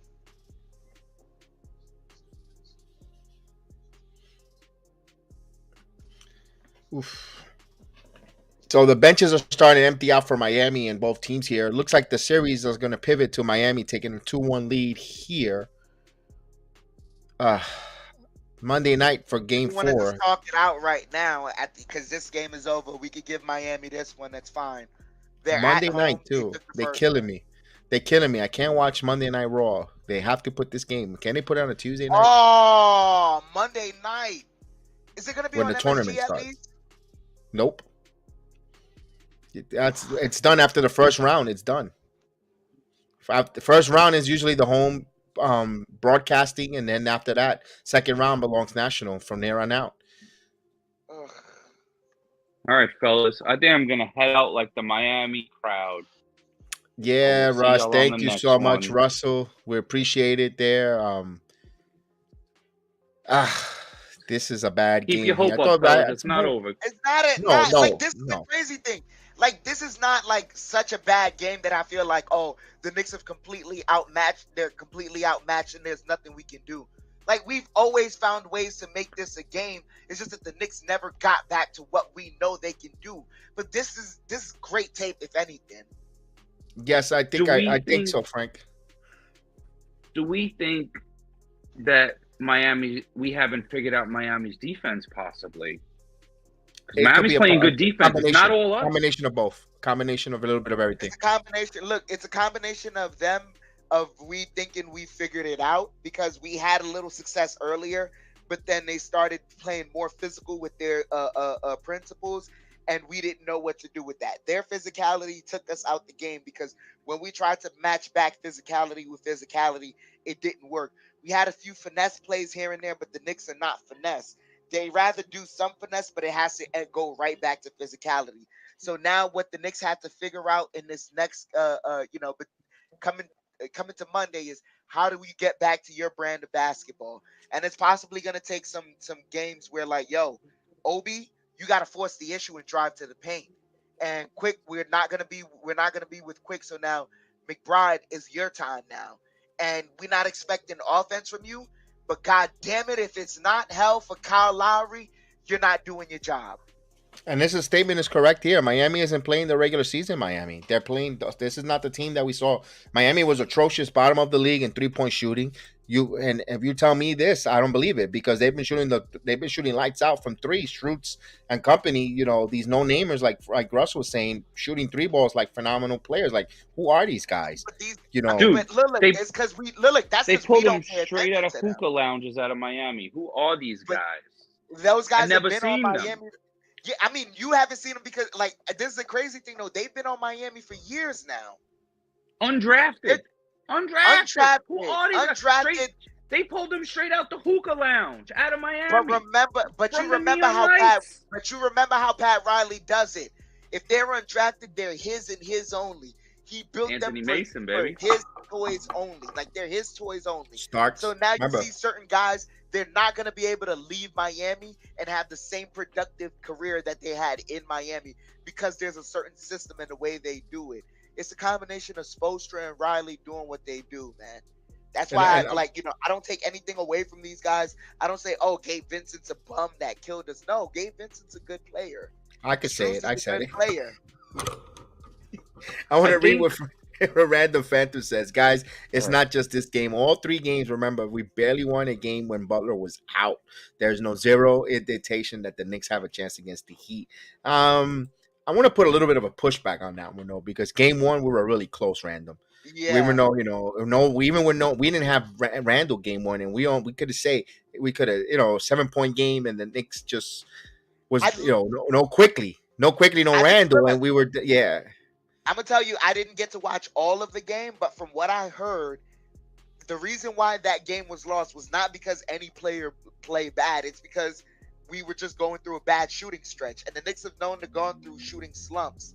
This is one of those right now. You can see it in the 3-point line. But now Thibodeau's got to find gear ways for us to get some rhythm from the 3-point line because that's what makes this team comfortable.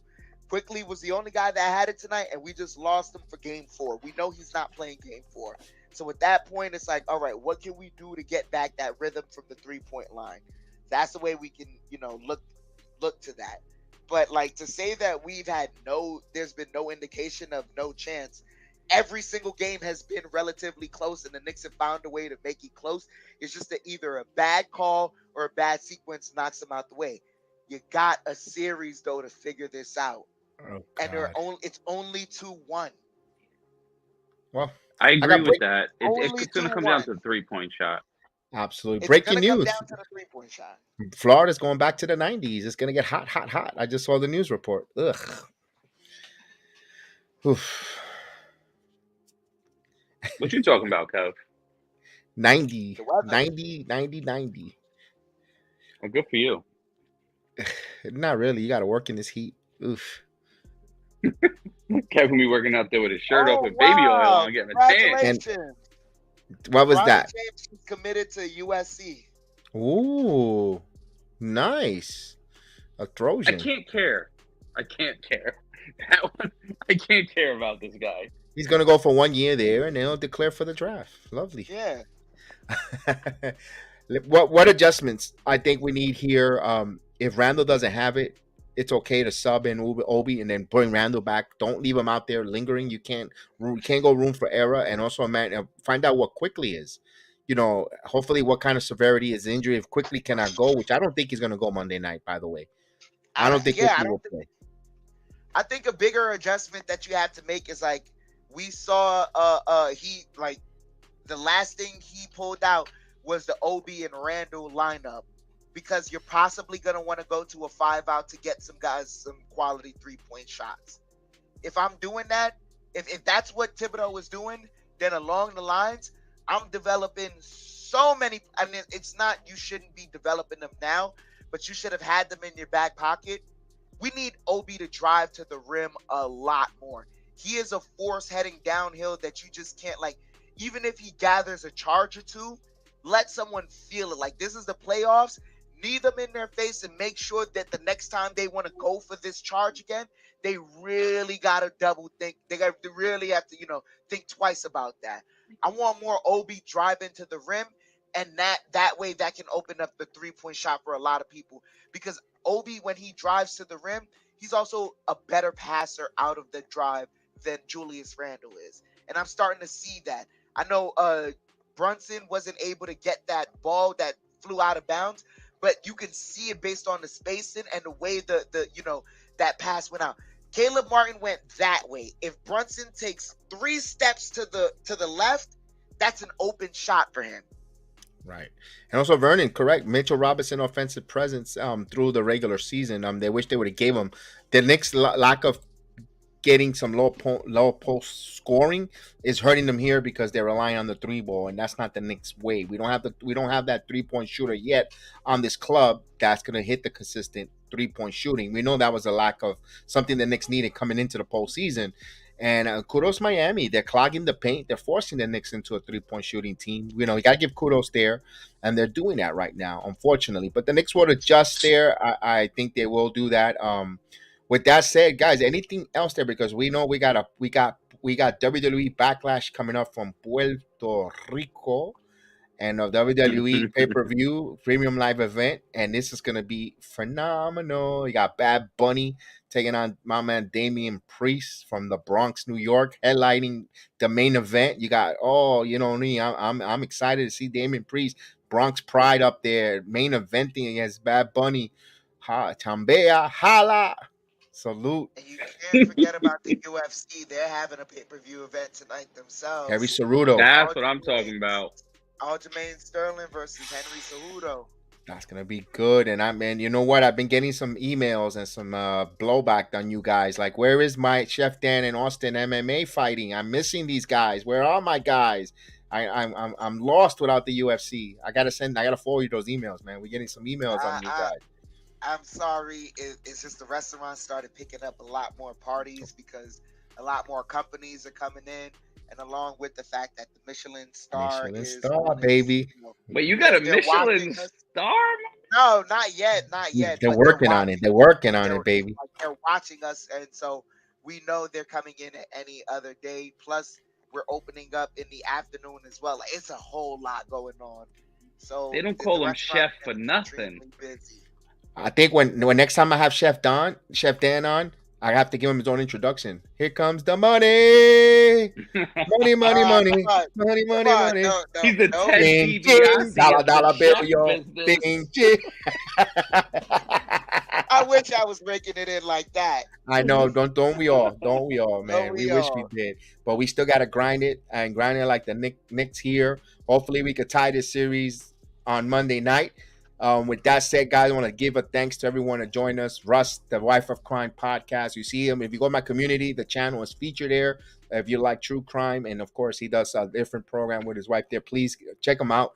Forward and also Miss Janine there, movie reviews. She's reviewing a lot of different movies and programs as well. For Miss Janine, as well as every other ones that join us and follow us there. We're on the road for 10,000 subscribers. We started from the bottom. Now we're here. So we're trying to get to that 10,000 subscribers. Myself, Chef Dan, hit that like button, subscribe, let people know. And thank everyone on Rumble. Boy, we're growing humongously. We had 2,000 views last program here, last game for the Knicks victory. We'll see the numbers soon, anywhere from over 1,000 views, which was, Nice. knocks my socks off because I just started there and it took me almost 6 months to get that in YouTube, and I got that in no time in Rumble.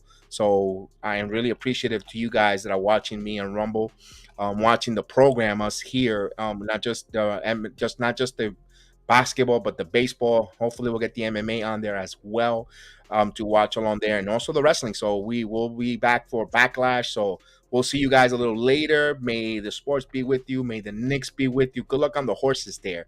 I told you the Mandalorian. King Russell for the win. I told you there was a 30 Star to Wars 1. horse that I like.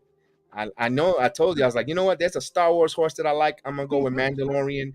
To hopefully make some noise there. But again, guys, have a good night. Have a blessed night. We'll see you soon. Peace.